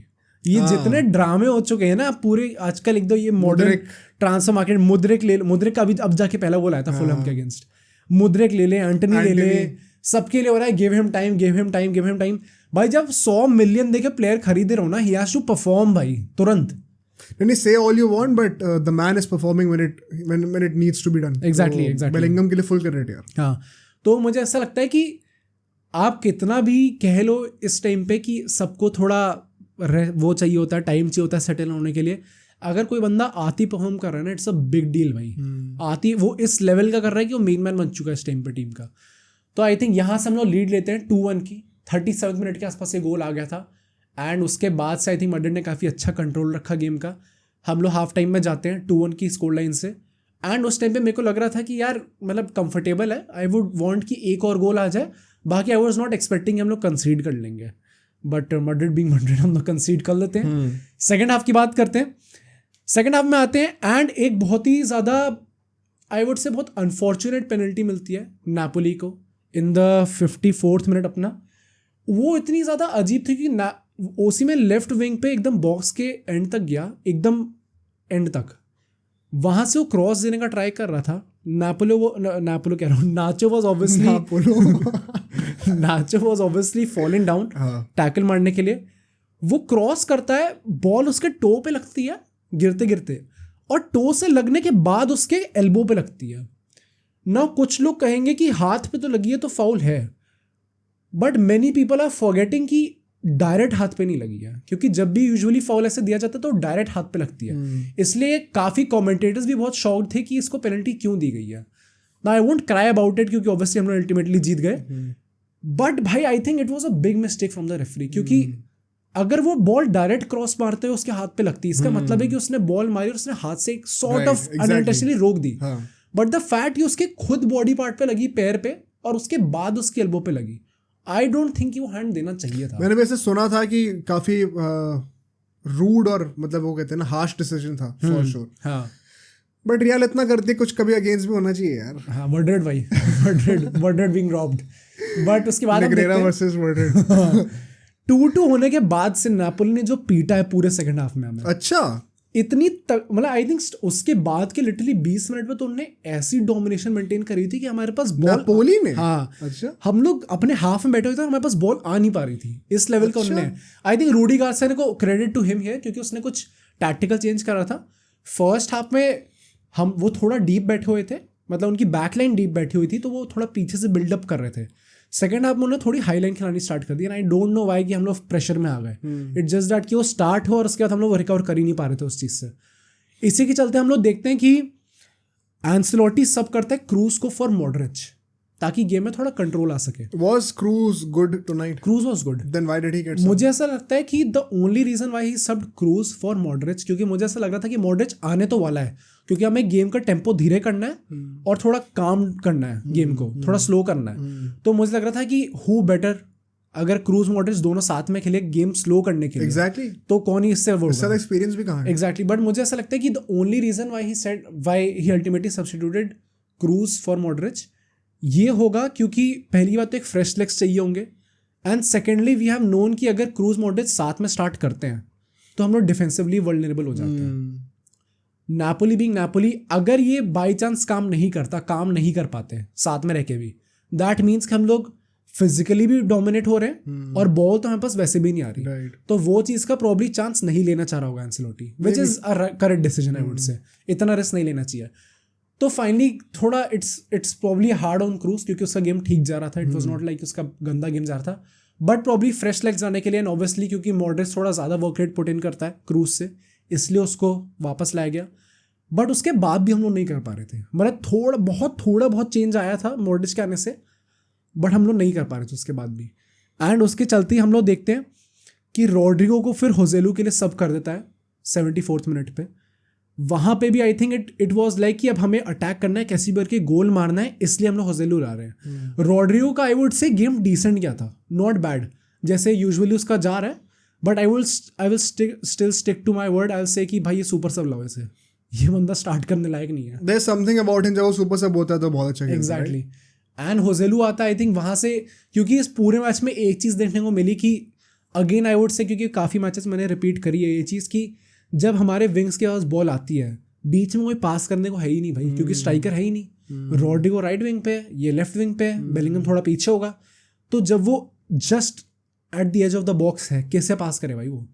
तो आई थिंक वो चीज़ हम लोग अभी भी लैक कर रहे हैं। कटबैक, मतलब कटबैक करे, बट फिर मेसी ऐसा प्लेयर भी हो ना, बेलिंगम कटबैक के लिए थोड़ी वेट करता है। तो मुझे ऐसा लगता है कि यहाँ पे हम लोग लैक कर रहे हैं, and this is why I think we should stick to the 4-3-3 formation, and जहाँ पे होजेलू तुम्हारे पॉडकास्ट में बोलते हो। ये आई थिंक ये मेरा थ्रू आउट द सीजन चलने वाला है 4-3-3 वाला। एंसेलोटी नहीं सुनेगा भाई। और ये स्ट्राइकर वाला कि स्ट्राइकर चाहिए हमें, बट ये चीज़ है, एंड यहाँ पे बहुत तगड़ा लैक कर रहे थे हम लोग। इसी के बाद हम लोग देखते हैं कि दोनों साइड चांस क्रिएट कर रही थी, मैड्रिड भी थोड़ा बहुत चांस क्रिएट करने लग गई थी, बट 78th मिनट के पास एक गोल आता है वाल्वर्दे का, which could have been the goal of the season contender. अच्छा, ऑफसाइड हो गया? नहीं, गोल हो जाता है बट ओन गोल दे दिया जाता है उसे अल्टीमेटली। अच्छा, ओके। मतलब कुछ कॉर्नर लिया मॉडरिच ने, हेडर होके पीछे आई उसके पास, बॉक्स से थोड़ा काफ़ी पीछे थी, इट वॉज नॉट लाइक कि बॉक्स के जस्ट बाहर था, वो काफ़ी पीछे था, हाफ वॉली मारता है वो, डायरेक्ट गोल वहाँ से, इतनी तगड़ी शॉट पावर के साथ वो गोल मारता है। And to be very honest, मतलब अभी तक एकदम बहुत उसका, क्योंकि उसका रिप्ले अभी तक मैच का आया नहीं है एंड बहुत क्लोजली उसको देख नहीं पाए अभी तक हम लोग, but I don't know Y उसे ओन गोल दिया गया, क्योंकि ओन गोल जिसके नाम से दिया गया वो कीपर है उनका। इट वॉज नॉट लाइक कि पोल पे लग के आयो फिर कीपर से लग के वापस अंदर चली गई, तब ओन गोल दे दिया जाता है उसका। ओन गोल कीपर का? हाँ, नहीं वो तब दिया जाता है ना, जैसे पोल पे लग के वापस आई और फिर वो कूद रहा था तो उसके पीछे लग के ऐसा तो नहीं हुआ ना? ऐसा नहीं हुआ, वही तो उसके हाथ से लगी, but I don't know Y उसे उसका ओन गोल दे दिया गया। तो आई वुड लव टू सी अगर क्या, मतलब अगर इसका अगर स्लो मोशन का कुछ आ जाए बाद में चल के, क्योंकि अभी तक आया नहीं at the time of this recording, but I don't know why as of now कि क्यों उसे ओन गोल दिया गया अभी तक, क्योंकि अगर वो गोल है वाल्वर्दे का तो it's definitely a goal of the season contender. इस लेवल का उसने गोल मारा है, and again credit to his shot power भाई। एंड वाल्वर्दे का मैं यही कहूंगा कि जस्ट बिकॉज बेलिंगम गोल मार रहा है डजंट मीन कि वाल्वर्दे का सीजन अच्छा नहीं जा रहा। वाल्वर्दे स्टार बॉय नहीं है ना, is silently having a master class this season, बहुत अच्छा खेला उसे जब भी खिलाया जा रहा है। So don't sleep on Valverde, जितने भी मैड्रिड फैंस हैं, don't stop appreciating him for what he is doing. But what would you say about और an ending note for Madrid कि कैसे लोग बाबा तुक्का लगा के बाबा कमबैक कर लेते हैं? भाई तुक्का नहीं है पहली बात तो। मुझे ऐसा लगता है कि ये मैच वो था जहाँ पे आई डोंट थिंक शायद कमबैक हो पाता। अगेन एकदम इंडिविजुअल ब्रिलियंस पे हुआ है ये टाइप, जो तो हर बार ही होता है भाई। मतलब आई थिंक ऐसा नहीं है कि हर बार ही होता है, इट्स जस्ट दैट कि पूरी टीम हमारी शायद एंड मोमेंट पर जाग जाती है एकदम से। इस वक्त हमारी टीम भी ऐसी नहीं जागी थी, प्लस नापोली डोमिनेट भी कर रही थी पूरा second half. It's just that कि हमारे इंडिविजुअल ब्रिलियंस, क्योंकि ऐसा वाल्वर्दे का जो मैं कह रहा हूँ गोल, मतलब जिन लोगों ने नहीं भी देखा है, अगर मैं कह रहा हूँ गोल ऑफ द सीजन कंटेंडर है, तो ऐसे कितने मैचेस में कितने गोल आते हैं ऐसे। अगर वो नहीं आया होता तो क्या होता हमारा। तो अगेन आई वुड से कि 4-1-2-1-2 is not working for us. Ancelotti please आप सुनिए बात, बट मैं यही कहूंगा कि फॉरवर्ड कर देता हूँ बात करते हैं अभी उससे, बट मैं यही कहूंगा कि ऐसी विंस बार बार नहीं आएंगी। एंड अगर हम जीत भी रहे हैं तो कोई भी मैड्रिड फैन इस चीज़ से डिल्यूजन में ना आ जाए कि हम लोग बहुत अच्छा परफॉर्मेंस दे रहे हैं, क्योंकि हम नहीं दे रहे अच्छी परफॉर्मेंस। दो चीज़ें जो मैं बात करूंगा, एक तो ये है कि भाई ओसिमन और क्वाराडोना अपना दोनों का बहुत अच्छा जा रहा है, ये मैच बहुत अच्छा गया था, तो क्रेडिट टू देम। जो लोग कह रहे थे कि उनका सीजन अच्छा नहीं जा रहा, दोनों का इसमें ये मैच काफ़ी अच्छा गया था, बड़ा मैच था। हाँ, काफ़ी प्रॉब्लम्स क्रिएट करी उन्होंने। ओसिमन ने प्रॉब्ली अपना वो दे दिया, अपना ऑडिशन दे दिया रियल मैड्रिड के लिए। एंड एक और चीज़ जो मैं कहूँगा, जो कि मुझे बाद में पता चली, नाचो को जो रेड कार्ड दिया गया था, this is just an update for Madrid fans, Nacho को जो रेड कार्ड दिया गया था लास्ट मैच में ला लीगा की, वो 3 मैच के लिए बाहर है। This means that he will miss the El Clasico also. तो this is a big advantage for Barcelona and a big blow for Madrid. कहाँ पे हो रहा है मैच वाला? आई थिंक कैंप nou में शायद। कैंप nou मतलब हाँ, जो भी जो स्टेडियम है। बट आई थिंक वही बात है कि यार जो भी ये विन आई है, डोंट लेट दिस, ये क्रैक्स पे पेपर नहीं डाल देना चाहिए इससे। Madrid is still facing a lot of problems, but यहाँ से हम लोग चलते हैं जो टीम एक्चुअली प्रॉब्लम्स का फेस है, प्रॉब्लम शब्द उन पे डिफाइन है। Let's talk about Ten Hag and Manchester United. Podcast का मतलब सोचो टाइटल चेंज करके पहले इमोशनली लिख दूंगा क्योंकि पहला बहुत इमोशनल था हमारा क्रिकेट के प्रेडिक्शंस का। जो लोग इस सेगमेंट से देख रहे हैं भाई जाके वो भी देख लो क्योंकि तुम इंडियन ही हो मोस्ट प्रॉब्ली भाई, कुछ तो देख लो यार। वर्ल्ड कप आ रहा है सभी जाएंगे भाई देखना। और वो थोड़े उस वाले इमोशंस में था जो इमोशनल था जो कि हम लोग यूजुअली एसोसिएट करते हैं, पर इमोशनल वो भी होता है जो कि बहुत एक्सट्रीम इमोशंस पे तो हम हंसेंगे। तो ये होने वाला है हाई ऑन पॉजिटिव इमोशंस वाला सेगमेंट। भाई पहली बात तो ये क्या नकली टीम है यार भाई, मतलब यूजुअली क्या होता है ना यहाँ पे हम लोग I focus on Barca and city and Mohit focus is on Madrid and United, but आज दोनों का मैच क्लैश कर रहा था तो मैंने कहा कि मैं देखूंगा यूनाइटेड का क्योंकि मेरा आइडिया रहता है थोड़ा बहुत यूनाइटेड का। भाई मैं तो हंस के पागल हो गया था भाई, जैसे वो तीसरा गोल आया था मैं तो इतना हंस रहा था। बट टू स्टार्ट विथ थोड़ा सा आप सबको समरी दे और थोड़ा रिएक्ट करते हैं उसके ऊपर क्योंकि तुमने नहीं देखा ना अभी तक मैच बिल्कुल भी। मैं बताता हूँ भाई। पहली बात तो यार इस बार यूनाइटेड फिर से कुछ चेंज कर देती है, इस बार 4-3-3 के साथ जाती है। ब्रूनो राइट विंग पे होता है, लेट्स गो। हानिबाल और अपना ये मेसन माउंट जो होता है वो इंटीरियर्स की तरह खेल रहे होते हैं। कैसिमेरो सिंगल पिवट था इस बार। रैशफोर्ड ऑफ कोर्स खेलना ही था, हॉयलैंड खेला जिसने 2 गोल मारे अल्टीमेटली, तो भाई कुछ तो कर रहा है बंदा कम से कम। डिफेंस ऑफ वरान स्टार्ट कर रहा था इस बार।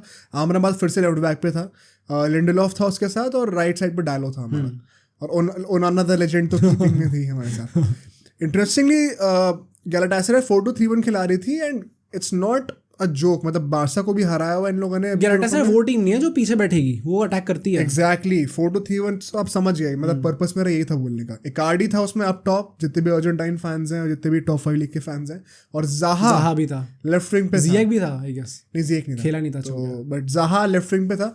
ज़ाहा शायद एक एक्स यूनाइटेड प्लेयर भी रह चुका है फैम। नहीं यूनाइटेड नहीं, मतलब अच्छा प्रीमियर लीग में खेला है, प्रीमियर लीग में तो खेला ही है राइट। कौन सी टीम में था वो? आई थिंक पैलेस में ही था, क्रिस्टल पैलेस में था, बट चलो जो भी है इररिलेवेंट।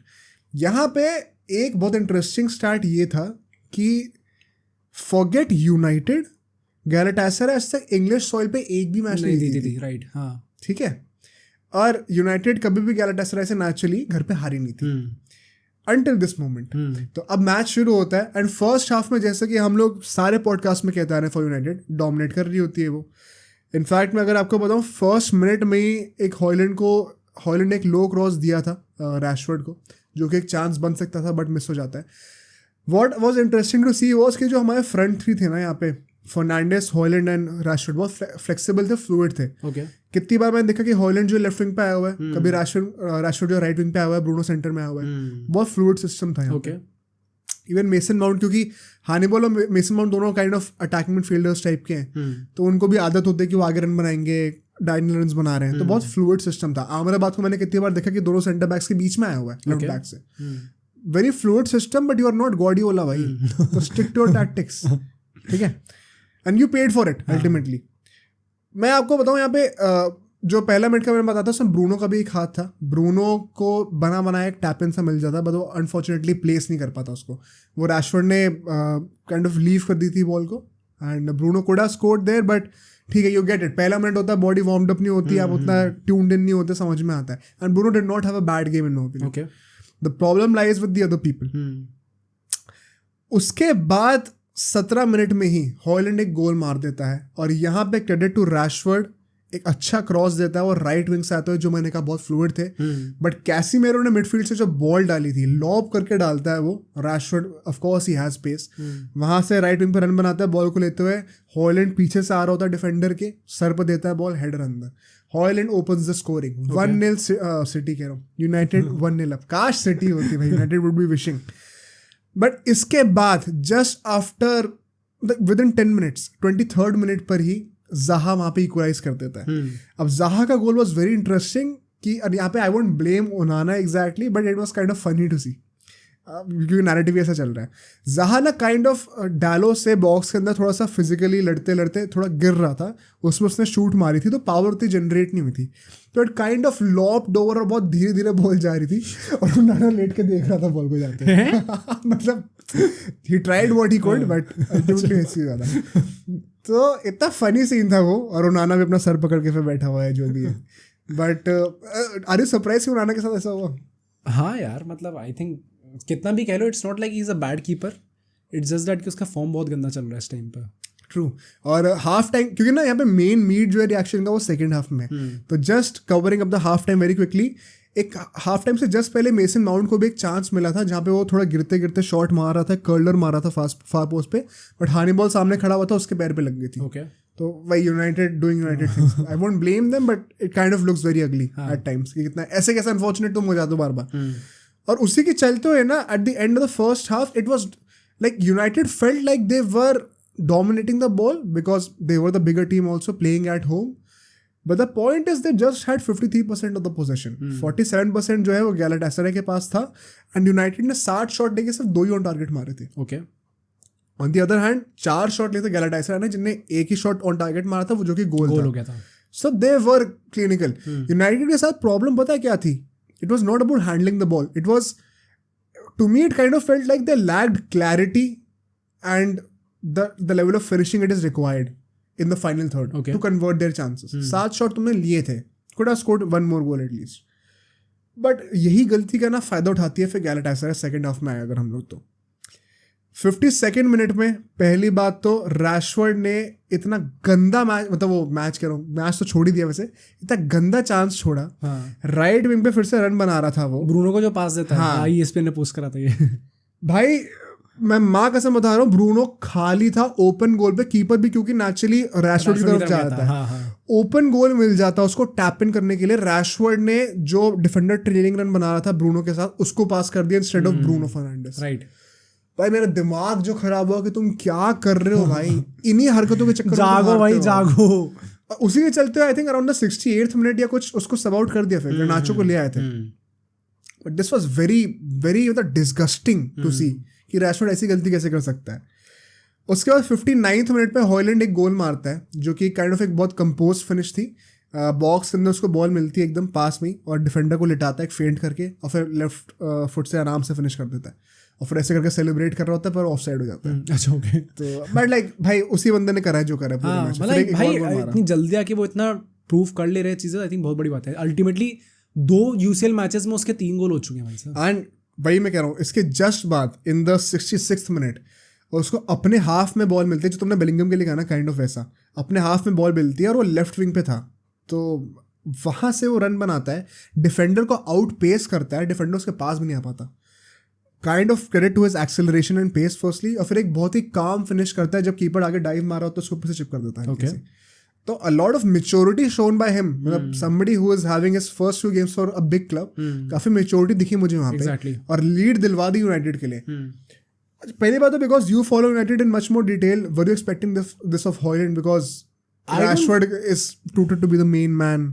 भाई I don't think I was expecting a lot from Højlund क्योंकि अभी वो बंदा आया है। Secondly at the same time I would say कि आई वॉज एक्सपेक्टिंग कि वो अल्टीमेटली रैशफोर्ड का आउटशूट कर देगा, क्योंकि I have been following United this season also. I know कि रैशफोर्ड कितना गंदा रहा है, नॉट गंदा, I know he has lot of potential, but कितनी आराम से वो चीज़ वो वेस्ट कर देता है। जैसे हमने इस मैच में देखा, अगर वो ब्रूनो को एक सिंपल पास दे देता यूनाइटेड मैच जीत सकती थी आराम से, बट वो नहीं दे पाया उस चीज़ को। अब कब तक डिफेंड करोगे भाई उसको?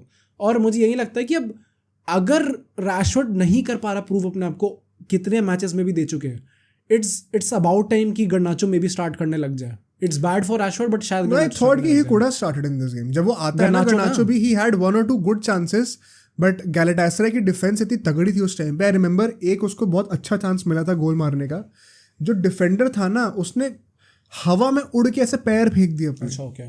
और वो चला के डिफ्लेक्ट हो गया।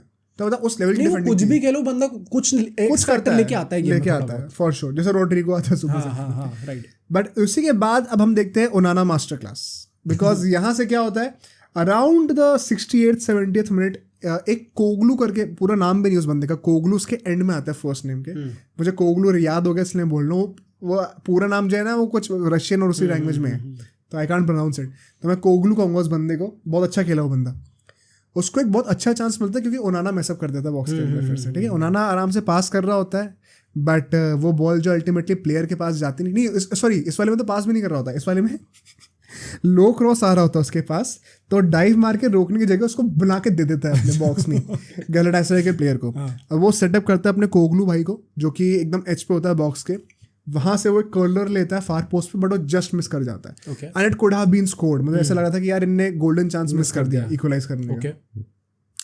बट उसके 2-3 मिनट बाद ही 71st मिनट पे उसी बंदे को चांस मिलता है। A brilliant cross from the right wing जो कि वरान का पाना करते हुए लेके जाता है ओके और फिर कोगलू भाई हमारा गोल मार देता है। यहाँ पे होगा बात इक्वल लेवल होगी, ठीक है, 2-2 हो गया और ओनाना भाई की शक्ल जो उतरनी शुरू हो गई थी यहाँ से।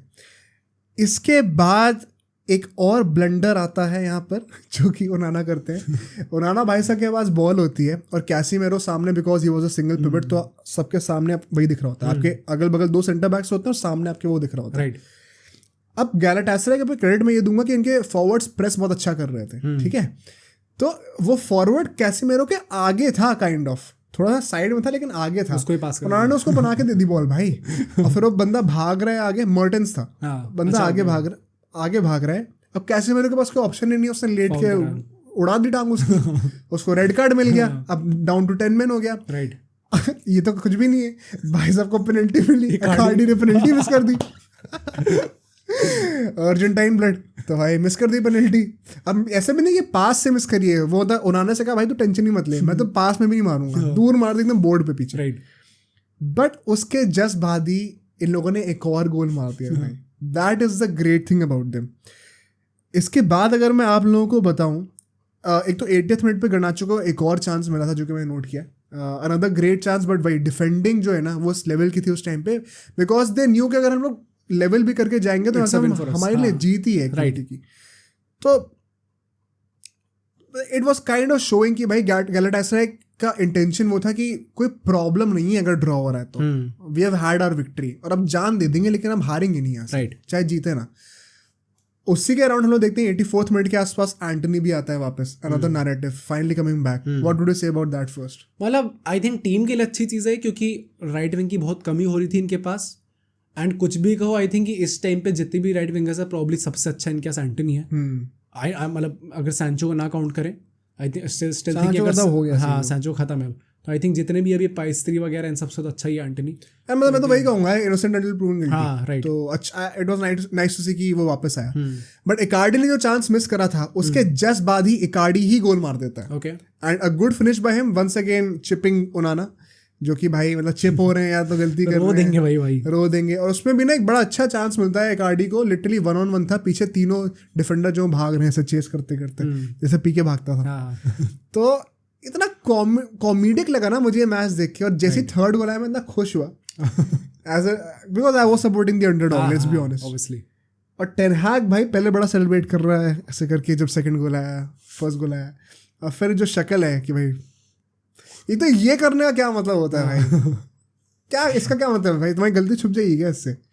But what would you say about Ten Hag यार, now that they have lost, Bayern से पहला मैच ये लोग हारे थे, गैलाटासराय ने माइंड यू पहला मैच अपना कोपेनहेगन से ड्रॉ कर दिया था, तो they have 4 points right now, Copenhagen has 1 point, Bayern has 6 points, United last पे है भाई 0 points, और अगर वो कोपेनहेगन को ओवरटेक कर लेंगे तो भी it is not good enough, because फिर वो यूरोपा जाएंगे टू वेयर दे बिलोंग वैसे, right. What would you say about United and Ten Hag? मतलब मुझे लगता है अगर इस ग्रुप में भी ये लोग अगर चैंपियंस लीग के लिए क्वालिफाई नहीं कर पाए आगे राउंड ऑफ 16 के लिए, क्योंकि फर्स्ट आई वुड से नहीं आ सकते ना, I was not even expecting कि ये लोग फर्स्ट आएंगे, सेकंड तो आओगी भाई, इस ग्रुप में भी सेकंड नहीं आओगे क्या? इट जस्ट प्रूव्स कि यार मतलब क्या कितनी चीज़ें गलत चल रही है इस टाइम पे, not just about players, not just about manager, सबको यहाँ पे ब्लेम लेना पड़ेगा भाई, पूरा एज अ क्लब सबको ब्लेम लेना पड़ेगा। बहाना भी नहीं है यार, तो घर पे मैच था यार, एग्जैक्टली, तो आप कितना भी कह लो ये हो गया हमारे साथ, हमें रेड कार्ड मिल गया, क्यों पास करा भाई वैसा?